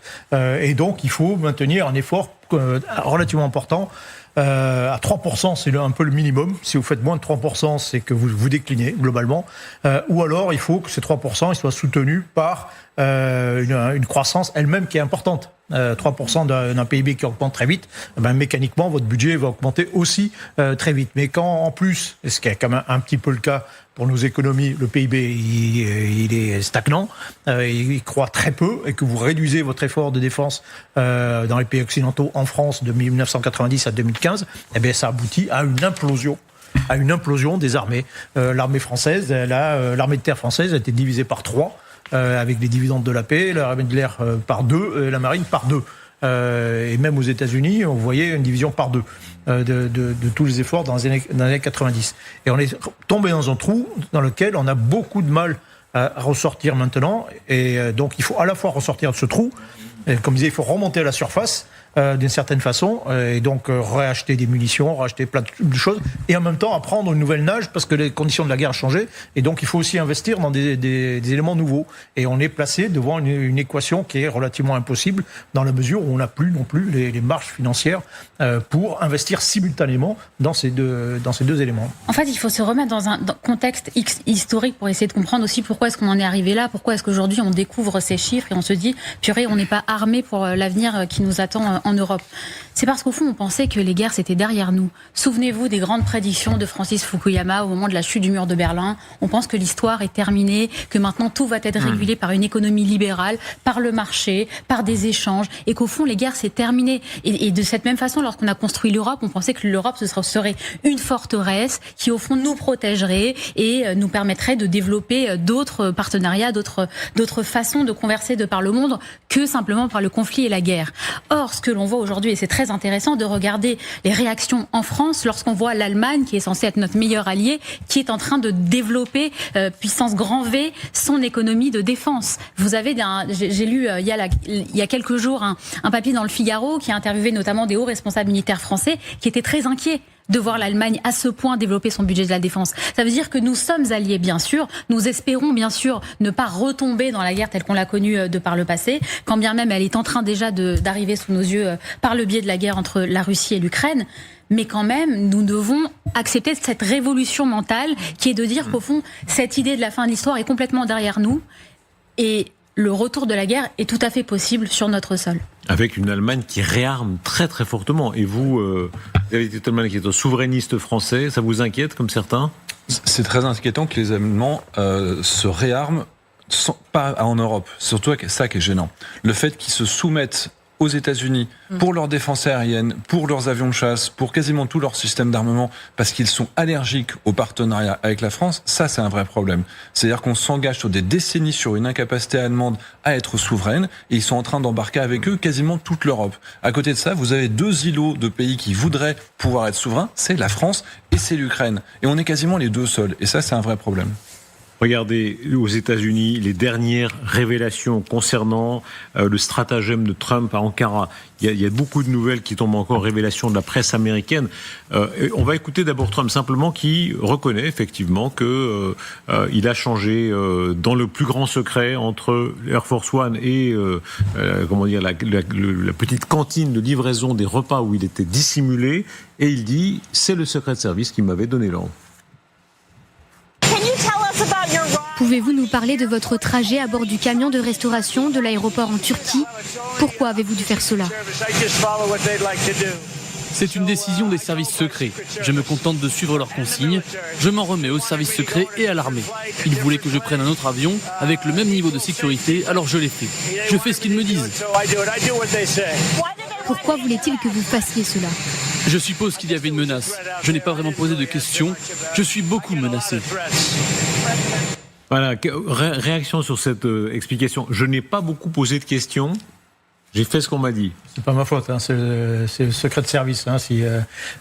C'est pas moi qui ai décidé c'est pas moi, par exemple, qui ai décidé de m'installer dans un hôtel à 5 étoiles avec un étage à vitres blindées, par exemple. J'aurais pu aller chez l'ambassadeur, j'aurais pu aller dans une base militaire, dans une zone protégée. Non, je suis allé dans un 5 étoiles que tout le monde avait vu, tout le monde savait que j'étais là. Mais je suis Donald Trump et je me dois de vivre dans le luxe.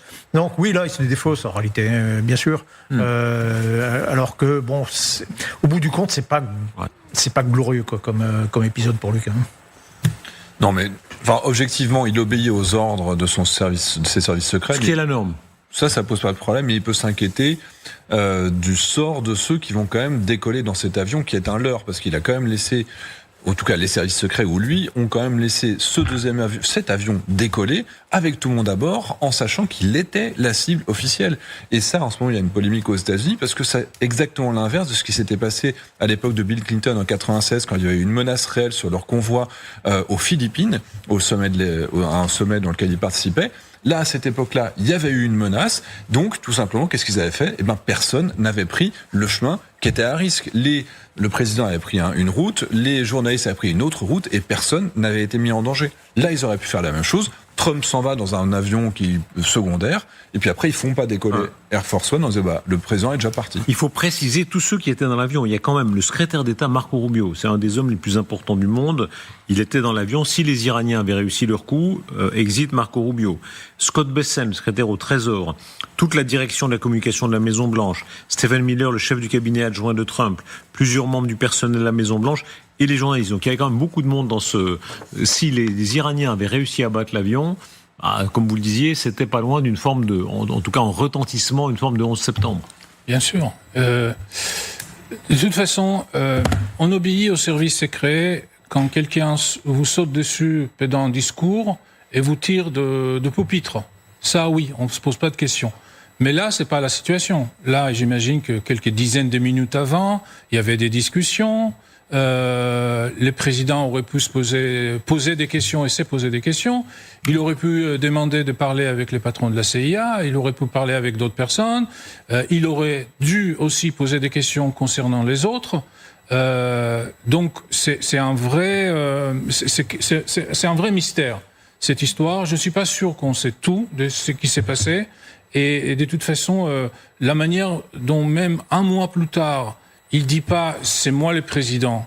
Les services secrets, ils travaillent pour moi, donc posez-moi les questions, j'assume tout. Le fait qu'il n'a pas fait ça, je trouve ça un peu, c'est pas très glorieux. Non, c'est un peu masqué. Je rappelle qu'à l'époque, on disait, finalement, ils ont changé d'avion, ils ont abandonné l'avion Qatari pour prendre l'ancien Air Force One pour des raisons de sécurité, en disant c'est en fait le précédent, l'avion offert par le Qatar, il n'offrait pas encore toutes les mêmes mesures de sécurité que le bleu. Le rouge était moins sécure que le bleu. Oui. Mais maintenant, qui avait imposé le rouge ? C'était Donald Trump. Il dit moi, il est plus luxueux, je le préfère. Et donc là, oui, pour le coup, il s'était imposé au service de sécurité, donc il est capable de le faire s'il le veut. Et donc là, oui, ce qui est, moi, je le trouve totalement choquant, c'est que quand on lui dit, ok, on va vous exfiltrer, très bien, il y a une vraie menace, ok, très bien, mais dans ce cas-là, vous exfiltrez, vous trouvez une solution pour tous les autres qui sont dans l'avion, quels qu'ils soient. vous trouvez une solution alors soit effectivement, soit vous laissez l'avion sur place, vous attendez que je parte, et puis vous faites débarquer, et puis vous allez par une autre voie. Enfin, vous trouvez une solution. Il y avait quand même, pardon, vous leur faites pas prendre le danger dont vous m'extrayez. En fait. Il y avait une gravité de la menace iranienne qu'on est en train de découvrir. Ça fait partie des toutes dernières nouvelles, celles qui sont données notamment par le New York Times sur ce qu'on apprend sur le danger. D'abord, on apprend que le convoi présidentiel a roulé très vite, sous haute tension du sommet de l'OTAN à l'aéroport, donc dans un climat quand même déjà d'inquiétude. Le secret de service a pensé que le convoi au sol pouvait être attaqué. Le secret de service a eu les informations selon lesquelles un homme armé d'un missile solaire portable, donc ce sont vraiment des choses simplement qui se mettent à l'épaule, c'est ce qu'on appelle un manpad. Voilà, là, l'image d'IA est un peu naïve. C'est pas un manpad, c'est ça. Qu'est-ce que c'est ça exactement? C'est un lance-roquette à l'épaule, anti-char. Voilà, lance-roquette. Alors, est-ce que ça permet de la guerre de Corée? Est-ce que ça permet de tirer sur un avion? Non. Pas celui de l'image. Si l'avion est garé et vous êtes à 10 mètres, oui. Oui, voilà. Non, mais un avion en vol, non, c'est pas. Un manpad, oui. Un manpad traditionnel. Ça, c'est un manpad. Ça, c'est fait pour tirer sur un appareil qui va être en vol à peu près jusqu'à 4000 mètres d'altitude. Faites le bonheur d'Aurélien Mel, notre chef d'édition, qui lui a choisi la bonne image, vous voyez, celle qu'on vient de voir maintenant. L'IA, c'était pas adapté, mais ça, effectivement, c'est des systèmes qui permettent d'intercepter des hélicoptères, des avions, des drones, des missiles. Et ça, on l'en voit énormément qui sont utilisés tous les jours en Ukraine et en Russie. Par contre, il faut être clair, sur un avion de ligne de grande taille, c'est quand même moins efficace. On a un certain nombre de cas dans lesquels des avions ont été touchés. Je pense à un Airbus A310 de mémoire en Irak qui a été touché de face. Ouais. Il avait perdu ses circuits hydrauliques, il a réussi à se poser. Donc les gros avions, en général, ça ne les détruit pas comme un petit appareil, un hélico ou un avion de chasse. Oui, mais pardon, ensuite, Air Force One, on nous a toujours vendu que c'était un avion hyper sophistiqué, avec des leurres, blablabla. Oui. Et là, on dit qu'on avait peur du manpad. Évidemment. Il a beau être hyper protégé, il n'est pas invincible. Aucun avion n'est complètement invincible. Ce qui est intéressant, c'est ce que disait Gilles tout à l'heure, c'est-à-dire en fait, il y a des questions là qui demeurent et des questions qui sont très importantes. Est-ce que véritablement il s'agissait d'attenter à la vie du président des États-Unis? Est-ce qu'il s'agissait vraiment de le tuer? C'est-à-dire qu'on sait qu'il a déjà vécu entre 5 et 6 tentatives d'assassinat, notamment la plus récente, souvenez-vous, c'était à la Maison-Blanche pendant le dîner des correspondants. Il est très menacé, mais est-ce qu'il y a véritablement de la part de la République islamique d'Iran la volonté de le détruire, de le tuer? Est-ce que c'était... il y a des présomptions fortes quand même. Oui, mais est-ce que c'est pas... Parce que, souvenez-vous de ce qui s'est passé en Allemagne il y a quelques jours, il y a aussi parfois la volonté d'envoyer un signal, de faire peur, d'humilier justement, pour pouvoir dire, regardez, vous êtes un moins que rien, vous êtes là, vous cachez dans un frigidaire, comme n'importe quel homme qui a peur pour sa vie. Vous voulez dire les Iraniens auraient eu ce degré de perversité politique de le piéger. La théorie de Gilles tout à l'heure qui disait qu'au fond les Iraniens n'ont aucun intérêt vraiment à tuer le président des États-Unis, parce que s'ils le tuent, ils perdent la guerre, parce qu'ensuite ils vont prendre une raclée tellement violente que finalement ce qu'ils ont pu gagner ces derniers temps, ils vont le perdre. Vous avez vraiment l'esprit tortueux. Vous seriez une formidable agente de service secret, je sais pas lequel, mais j'ai jamais lu nulle part dans la presse cette idée. Effectivement, ça fait partie des scénarios, pourquoi pas. Hein. Mais les Iraniens ont réussi à piéger Trump en lui laissant croire que... Je trouve que c'est trop compliqué. Les Iraniens, en fait, les services iraniens à l'étranger, c'est assez rudimentaire et ils échouent 98% de fois. Ils essayaient de faire plusieurs attentats contre des Israéliens. Ils essayaient aussi de monter des tentatives d'assassinat contre Trump. Ils ont fait des attentats antisémites en Australie. C'est pas de très très haut niveau. En tout cas, regardez la menace, la menace, oui, était bien là. Les images à Téhéran de mort à Trump. Il y a des clips qui ont été produits sur ce thème-là. Évidemment, la République islamique d'Iran, ça fait 47 ans qu'elle dit mort aux États-Unis, donc c'est pas surprenant qu'elle veuille tuer le président des États-Unis. Rappelons même que certains disaient c'est la réplique exacte au fait que les États-Unis et Israël ont tué Khamenei. Rien n'est mort à Trump, c'est ce qui apparaissait. Il y a beaucoup de clips qui ont été produits à la télévision d'État iranienne et on était juste au moment des funérailles de Khamenei. Donc là, il y a quand même une forte présomption. Oui, non, mais vous pouvez avoir simultanément des gens en Iran qui veulent venger le guide suprême, sincèrement, et qui se disent on s'en fout dans un style un peu. Enfin, tant pis pour les conséquences, ce sera l'apocalypse. Non, mais voilà, il faut quand même jamais oublier un peu le côté un peu sacrificiel. C'est quand même eux qui ont remis au goût du jour les attaques suicides dans les années 80 quand même, très largement. Donc oui, il peut y avoir une partie des gens qui veulent sincèrement tuer, se venger et tuer Donald Trump. Et puis une autre partie qui réfléchit un petit peu et qui se dit effectivement ça provoquerait la foudre américaine. Là, il y aurait plus d'inhibition et on en prendrait plein la gueule. Et donc, c'était peut-être pas forcément une bonne idée, mais pour avoir les deux, pour avoir les politiques des États, de toute façon, ne sont pas toujours rationnelles. Parfois, on prend des décisions qui sont complètement absurdes, mais même totalement contre-productives. Poutine a envahi l'Ukraine. C'est pas du tout rationnel. Oui, bien sûr. Non, mais pendant la Seconde Guerre mondiale, oui, c'est rationnel. Il a sa propre rationalité. Oui, non, mais Hitler qui a pas terminé la guerre contre le Royaume-Uni, envahit l'Union soviétique et en même temps déclare la guerre aux États-Unis, le premier. C'est-à-dire, c'est absurde. Stratégiquement, c'est absurde. Non, mais on s'entend. Donc, il voulait vraiment éliminer le président américain. C'était pas juste une tentative de faire. Non, mais s'il y a effectivement quelqu'un qui a été, il y a une unité qui avec des mountains qui a été repéré à Ankara. Là, on est quand même sur un projet qui est un peu lourd quand même. C'est pas évident de. Ça veut dire que donc, il risquerait de humilier Erdogan comme ça. Erdogan qui accueille l'OTAN, qui accueille le président des États-Unis, et l'Iran maintenant fait un cirque. Pour l'humilier devant tout. C'est trop cher payé pour envoyer des signaux subtils. Je crois pas. Je trouve. Après, il pourrait toujours dire que c'est un proxy. Les Iraniens aujourd'hui, ils payent même le Front Polisario qui a recommencé à faire des attentats au Maroc. Donc ils ont des proxys tellement partout. Moi, ils pourraient toujours se défausser en disant que c'est pas eux, mais que c'est bien fait. Parce qu'ils ont fait une fatwa, etc., et que c'est pas judicieux pour eux. Mais en fait, j'hésite toujours à savoir si les gens qui ratent sont soit des génies qui avaient un deuxième ou un troisième plan, soit des bras cassés. Et comme je suis très optimiste, je pense toujours que les gens sont plutôt des génies qui ont un deuxième ou un troisième plan derrière la tête plutôt que des bras cassés. Le principe de Michel Rocard, la connerie est beaucoup plus fréquente que le complot subtil. Bon, ben voilà, c'est dit. Là, les détournements, les blagues, les sketchs sur le thème c'est une rigolade planétaire. Évidemment, tous les adversaires de Trump se jettent sur l'affaire. Regardez, Trump au milieu du petit chariot avec les plateaux repas, Trump au milieu de la nourriture. Écoutez la petite séquence humoristique, une des petites séquences humoristiques qui ont été le plus partagées sur les réseaux sociaux. What is this mess? Stop it! This is ridiculous! Oh! Voilà. Est-ce que l'image, selon vous, de la présidence américaine est atteinte, durablement ou pas ? Non. Le problème, c'est que Donald Trump est déjà quand même détesté par une partie de l'Occident, disons-le. Et donc, ils ont l'intelligence de jouer sur cette faille où, à la fois, ils s'attaquent à un président qui a quand même beaucoup d'ennemis, y compris dans son propre pays, y compris en Europe, y compris dans finalement une partie de l'Occident. Et donc, ils vont rire à ça.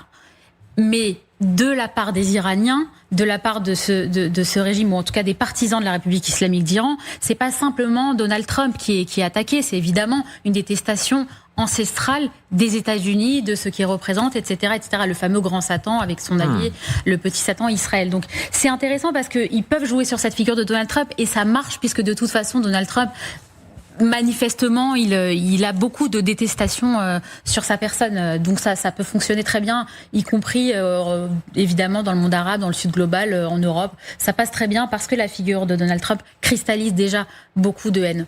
Non, à titre personnel, je pense que ça va pas changer grand-chose à Trump. Il est déjà passé à autre chose. L'opinion publique va très très vite. Là, ils essaient d'exploiter ça, les Iraniens, mais ça va pas plus l'impacter que ça. Il a eu une tentative d'attentat, ça va le rendre agréable, encore une fois, à tous ces magas qui disent regardez, c'est le Christ rédempteur qui est là encore. Il a été souvent très courageux. Dans l'histoire de, par exemple, de Butler, on ne peut pas nier qu'il a été très courageux. Il n'y a aucun problème. Justement, on revient sur cette histoire qu'il est attaqué parce qu'il est dans le juste, etc. Donc ces magas vont être encore plus à fond, ça ne va pas changer la vie pour les autres. Ce qui lui est reproché, c'est d'avoir laissé le leurre, c'est-à-dire effectivement qu'il y a eu un avion qui vole avec pas mal de gens dedans, qui théoriquement aurait dû être visé par les Iraniens. Écoutez qui s'en défend, la journaliste lui pose la question. Pourquoi était-ce trop dangereux pour vous, mais pas pour la presse ? Je ne sais pas. Je suppose qu'en réalité, l'avion présentait un risque plus élevé. Je pense que j'étais davantage en danger. Pourquoi dites-vous cela ? Parce que c'est l'avion qu'il serait le plus susceptible de prendre pour cible. Voilà, cette histoire du leurre, est-ce qu'elle vous convainc ? Non, en fait, c'est le contraire. Puisque les Iraniens, si il y avait un complot, pensaient qu'il est sur l'avion avec les journalistes. Donc c'est l'avion qu'il aurait visé, et donc l'avion qu'il a pris, forcément, c'est l'avion moins ciblé, donc le moindre risque. Donc c'est exactement le contraire de ce qu'il dit. Xavier Titelman. Non, effectivement, en l'occurrence, lui, il prétend que c'est lui qui a pris des risques en passant dans un deuxième avion. Il a abandonné l'avion qui était censé être ciblé. Donc, effectivement, les journalistes... Tout a été fait pour qu'il prenne le moins de risques, c'est ça ? C'est juste dans son narratif, une fois de plus, qu'il essaie de faire croire que c'était lui le héros. En l'occurrence, il a obéi. Et il était certainement plus en sécurité dans ce deuxième appareil. C'est juste pour essayer de répondre à la journaliste en remettant la situation à sa faveur. Comment est-ce que vous expliquez la liste ? Rubio, qui pourtant est très en cours, était délaissé dans l'avion. Scott Bessent aussi. Franchement, ils doivent quand même se dire qui était dans la... Ce sera très intéressant de savoir ce qu'il a à dire, Rubio. Ouais, il ne le dira pas en public. Il le dira pas en public. J'attends les livres.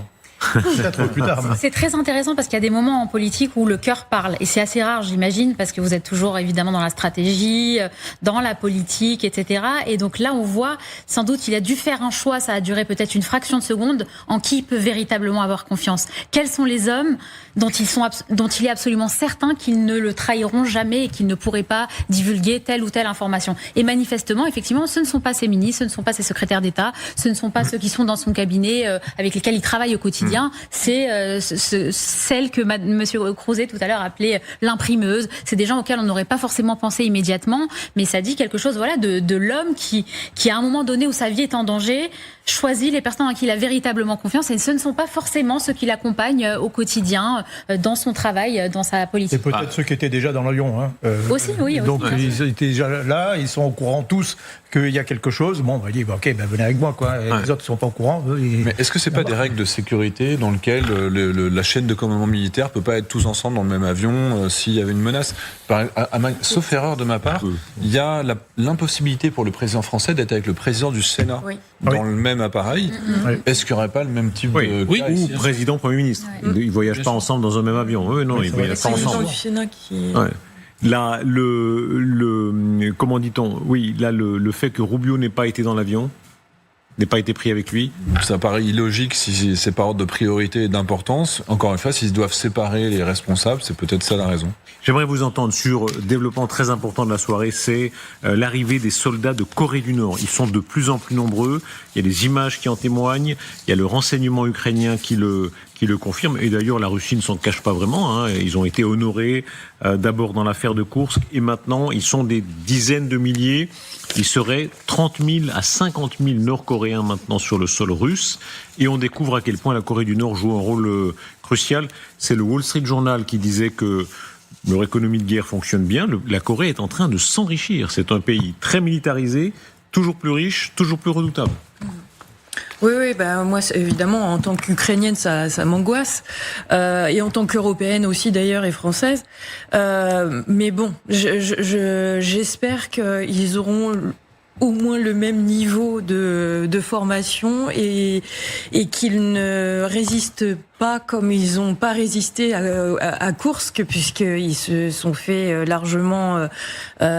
vous aviez dit à peu près la moitié morts et blessés sur un quart, même la majorité, même totalement et blessés. Voilà, donc je suis désolée de penser ça, d'être humain, mais c'est tout ce que j'espère, c'est que effectivement que ces Nord-Coréens ne soient pas de très bons soldats, et ça m'angoisse. Et puis il n'y a pas que qui sont en Russie, ça aussi ça m'angoisse. Évidemment du côté ukrainien, il y a aussi quelques Français. Il y a j'ai eu un soldat ukrainien d'origine ukrainienne, mais canadien qui est venu chez moi, qui est retourné en Ukraine sur le front, comme quoi les Ukrainiens de la diaspora sont retournés en Ukraine. Ça, il faut pas l'oublier aussi que grâce à la diaspora, l'Ukraine aussi résiste, aussi bien pour les médicaments, etc., mais aussi pour toute la culture ukrainienne. Que dit ce régime nord-coréen ? Qu'est-ce que ça dit de l'équilibre du monde, l'équilibre géopolitique ? Regardez, Kim Jong-un qui à Pyongyang accueillait les soldats qui revenaient d'un premier déploiement dans la région de Koursk.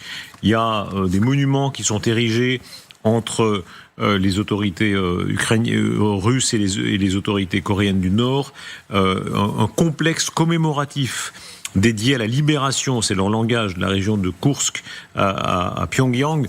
Voilà, il naît une espèce d'axe anti-occidentale qui a de la puissance. Hein.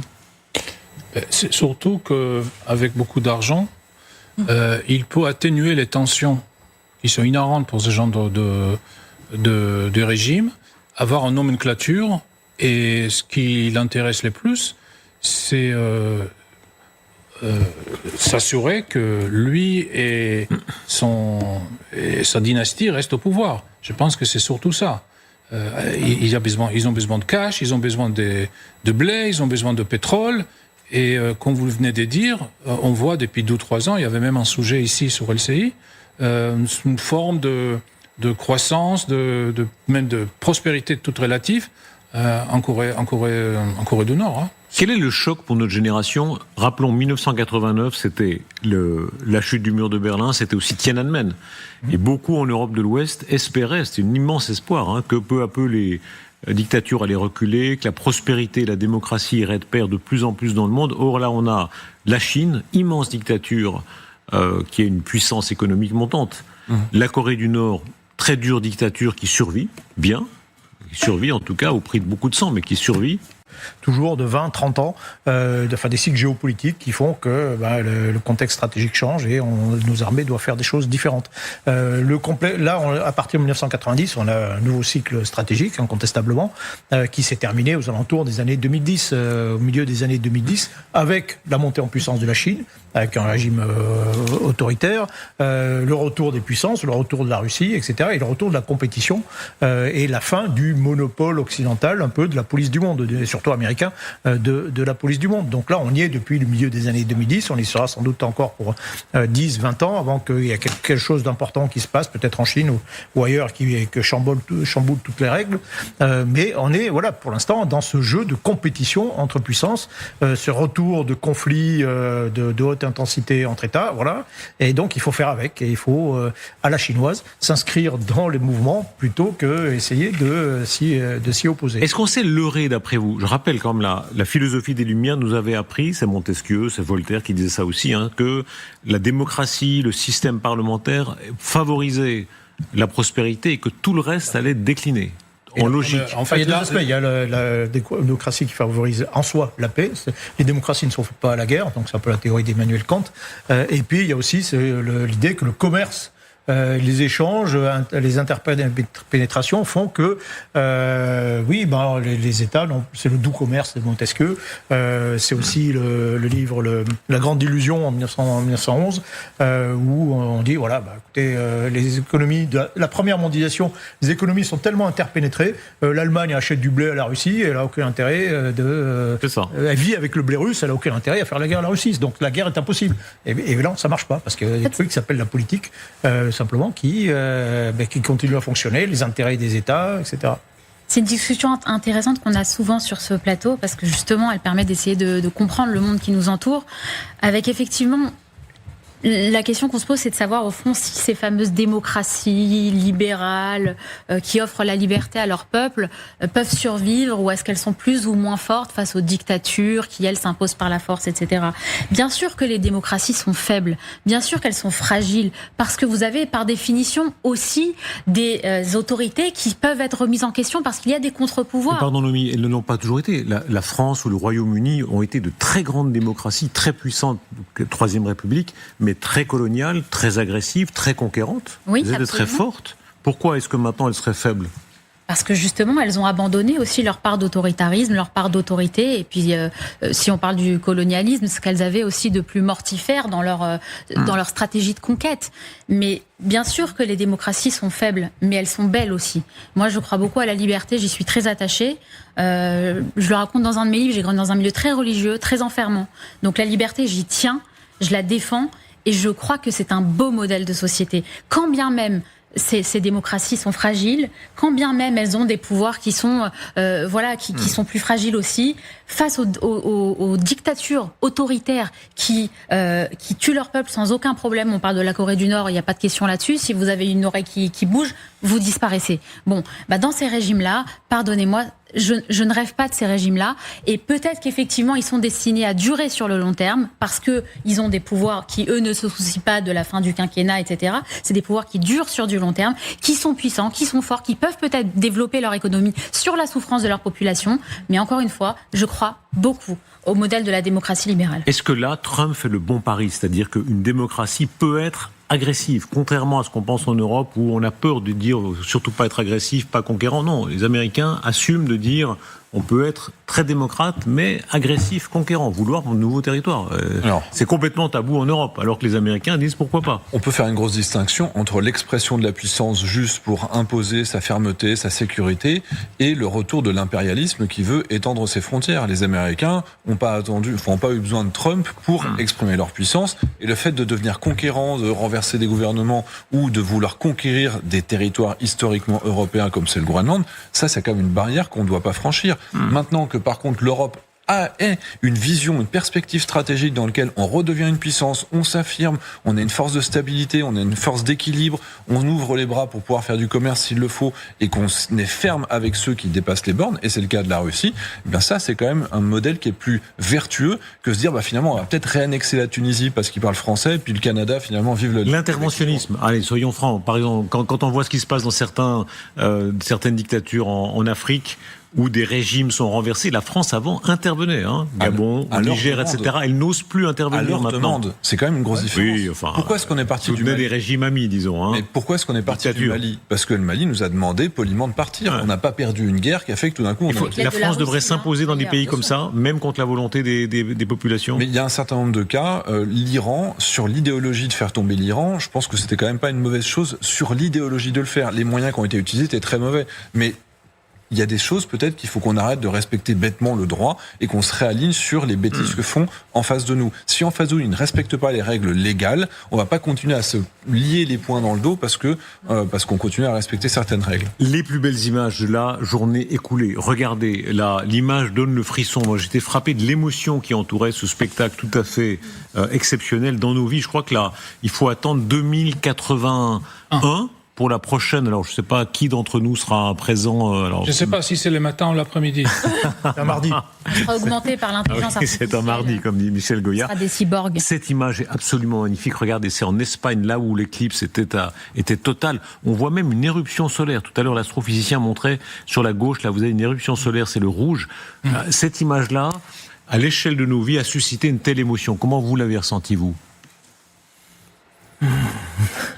Moi, c'est pour cette raison-là que j'étais en retard ce soir, on va quand même le dire, parce que je voulais absolument profiter de ce spectacle tout à l'heure. C'est quand on est passionné d'aéronautique, quand on va quand l'espace fait rêver. Moi, parmi mes plus beaux souvenirs en aviation, c'était des vols de nuit au-dessus de l'Afrique, il n'y avait pas une lumière au sol, et on voit la Lune, et c'est quand même quelque chose qui est toujours l'ultime frontière et l'ultime objectif.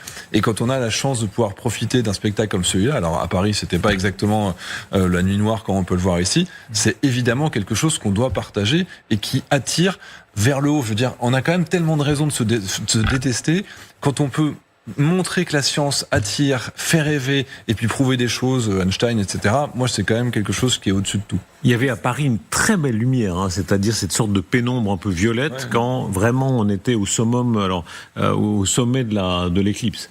Oui, tout le monde. Il y a beaucoup de Français qui ont été, qui attendaient ça avec impatience. Apparemment, il y a eu des manques de lunettes à peu près partout. Dans ma commune en Normandie, on a offert carrément les lunettes à Notre-Dame de Gravenchon. Donc, mon père est allé chercher sa paire de lunettes parce que pour lui aussi, c'est une génération qui a connu le premier pas sur la Lune, les Apollo 11, etc. Tout ça, c'est passionnant et ça me fascine aussi, je suis d'accord. Je voulais poser une question à Monsieur Titelman, parce que vous avez fait le lien entre l'éclipse et Einstein. Vous pouvez nous expliquer exactement peut-être qu'est-ce que c'est en train de démontrer d'un point de vue scientifique, mathématique, maintenant, c'est physique. démontré. Alors, j'espère que je ne vais pas faire d'écart. La théorie de la relativité faisait qu'il y avait une masse qui permettait de perturber une onde qui était la lumière. Et donc, c'est la dualité onde-corpuscule. C'est-à-dire que le rayon de lumière ne va pas en ligne droite quand il passe à côté d'une masse importante. Et ça a été prouvé quand on a pu, pour la première fois dans les années 70, avoir le Concorde qui a suivi suffisamment longtemps une éclipse. Et on avait mis à bord des systèmes qui ont permis de confirmer la théorie d'Einstein en voyant qu'effectivement, les rayons de lumière étaient perturbait et n'allait plus en ligne droite autour de la Lune. Ça veut dire qu'il y avait bien un poids de la Lune qui perturbait la continuité. Cherche mes termes. La masse avec la vitesse. Bref, en gros, la masse de la Lune perturbait la trajectoire de la lumière, ce qui prouvait que la lumière les photons avaient bien une masse. Et donc ça, c'était extraordinaire parce que ça confirmait les intuitions d'Einstein. La fascination historique, il y a eu par exemple l'éclipse du 12 août, même 12 août, en 1654, c'était la grande peur à l'époque. Beaucoup pensaient que le soleil ne réapparaîtrait pas. Il a fallu lâcher le scientifique Gassendi pour expliquer qu'il ne fallait pas avoir peur à ce point-là. C'est un événement qui marque nos vies, c'est-à-dire effectivement à l'échelle d'une vie, c'est rarissime. Regardez les images sur le Colisée, l'image à Rome, évidemment avec le fameux monument. On va voir une des images les plus fortes, Paris, et puis il y a une très belle photo avec le Louvre. Alors là, on est dans l'artistique pur. Là. C'est quoi ? C'est la Tour Eiffel. C'est le haut de la Tour Eiffel. Oui. Voilà. Oui. Michel Goya. Non, écoutez, voilà, moi le premier film que je suis allé voir au cinéma, c'était Tintin, le Temple du Soleil, et qui se termine avec une éclipse qui provoque un grand événement. Il y a un sacrifice, non ? C'est-à-dire que c'est au moment du sacrifice, je crois de mémoire, survient la grande éclipse du Soleil. Donc bien sûr, c'est quelque chose qui m'a toujours fasciné, n'est-ce pas ? Je suis la génération qui a vu un premier homme sur la Lune, Apollo. Vous vous en souvenez ? Oui. Oui, j'étais tout petit. Je m'étais réveillé en pleine nuit là pour voir ça. C'était assez extraordinaire. Je me souviens même de Michel Chevalet en train d'expliquer à la télé les modules spatiaux, comment ça marche. Et voilà, j'avais un cahier aussi dans lequel je m'étais découpé tout un tas de trucs sur la conquête de la Lune. Et voilà, on se pensait d'ailleurs à l'époque que c'était le début d'une grande époque. Et j'étais très déçu qu'on n'ait pas continué le mouvement for all mankind, comme on disait à l'époque, pour toute l'humanité dans l'espace. Et lui a dit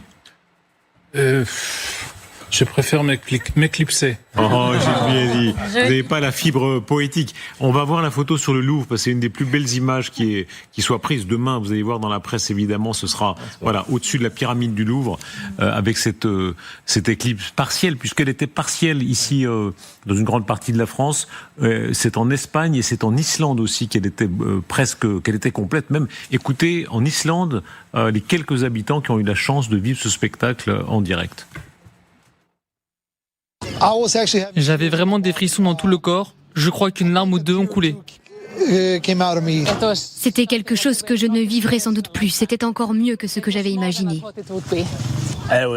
C'était vraiment incroyable. Je veux dire, juste voir ce spectacle naturel. On passe du jour à la nuit, puis de nouveau au jour en quelques minutes. C'est fou, ça vaut le déplacement. David Tellman, comment est-ce qu'on prenait une telle fascination ? C'est vrai que là, c'est l'astre qui semble immuable, et le fait qu'une fois dans nos vies, ou 2 fois, ou 3 fois, il y avait celle de 99, dont moi je me souviens. 99, en août de 99. En fait, c'est tellement rare et tellement exceptionnel. Puis il y a toujours cette histoire de lien avec la nature, et puis nos racines, et puis nos ancêtres qui regardaient ça, et les calendriers lunaires.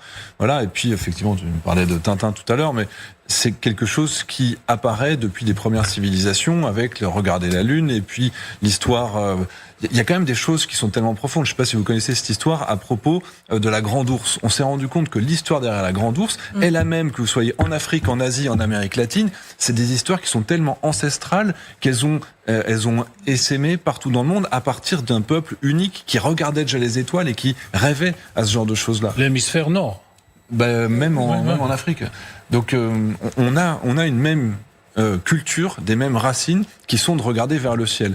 Et enfin moi, un truc qui me fait rêver, parce que je suis fan d'aviation, c'est qu'on est la première génération qui a la liberté de pouvoir rêver et de voler réellement, après des milliers de générations qui se sont contentées d'avoir le rêve d'Icare.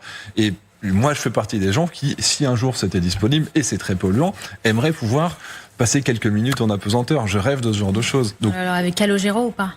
Peu importe, c'est avec qui vous voulez, mais je suis prêt à y aller. C'est facile. Non, mais juste un mot, ça serait bien peut-être, si on peut essayer de réfléchir à des pistes, de mettre des cours d'astronomie à l'école.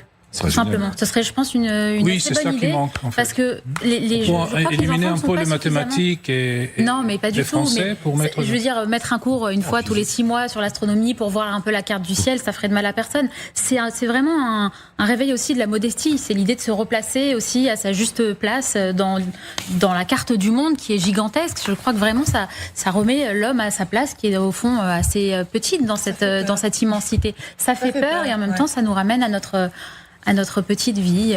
Les événements des dernières heures, regardez, c'est la réapparition de Vladimir Poutine sur un théâtre d'opération militaire qui n'est pas indifférent. On va entendre notamment l'amiral Bichot qui explique pourquoi. C'est le lieu où se trouvent les sous-marins nucléaires, lanceurs d'engins, et ça fait partie du message qu'il est en train de donner à l'Occident. Le président russe Vladimir Poutine s'est rendu à bord du navire de guerre russe Variag. On est sur l'île de Sakhaline, donc dans un lieu, dans une région du monde où sont concentrés beaucoup de moyens militaires de la Russie. Et vous allez entendre de quelle manière Vladimir Poutine lance plusieurs avertissements aux Occidentaux, en particulier sur la question de la saisie des navires.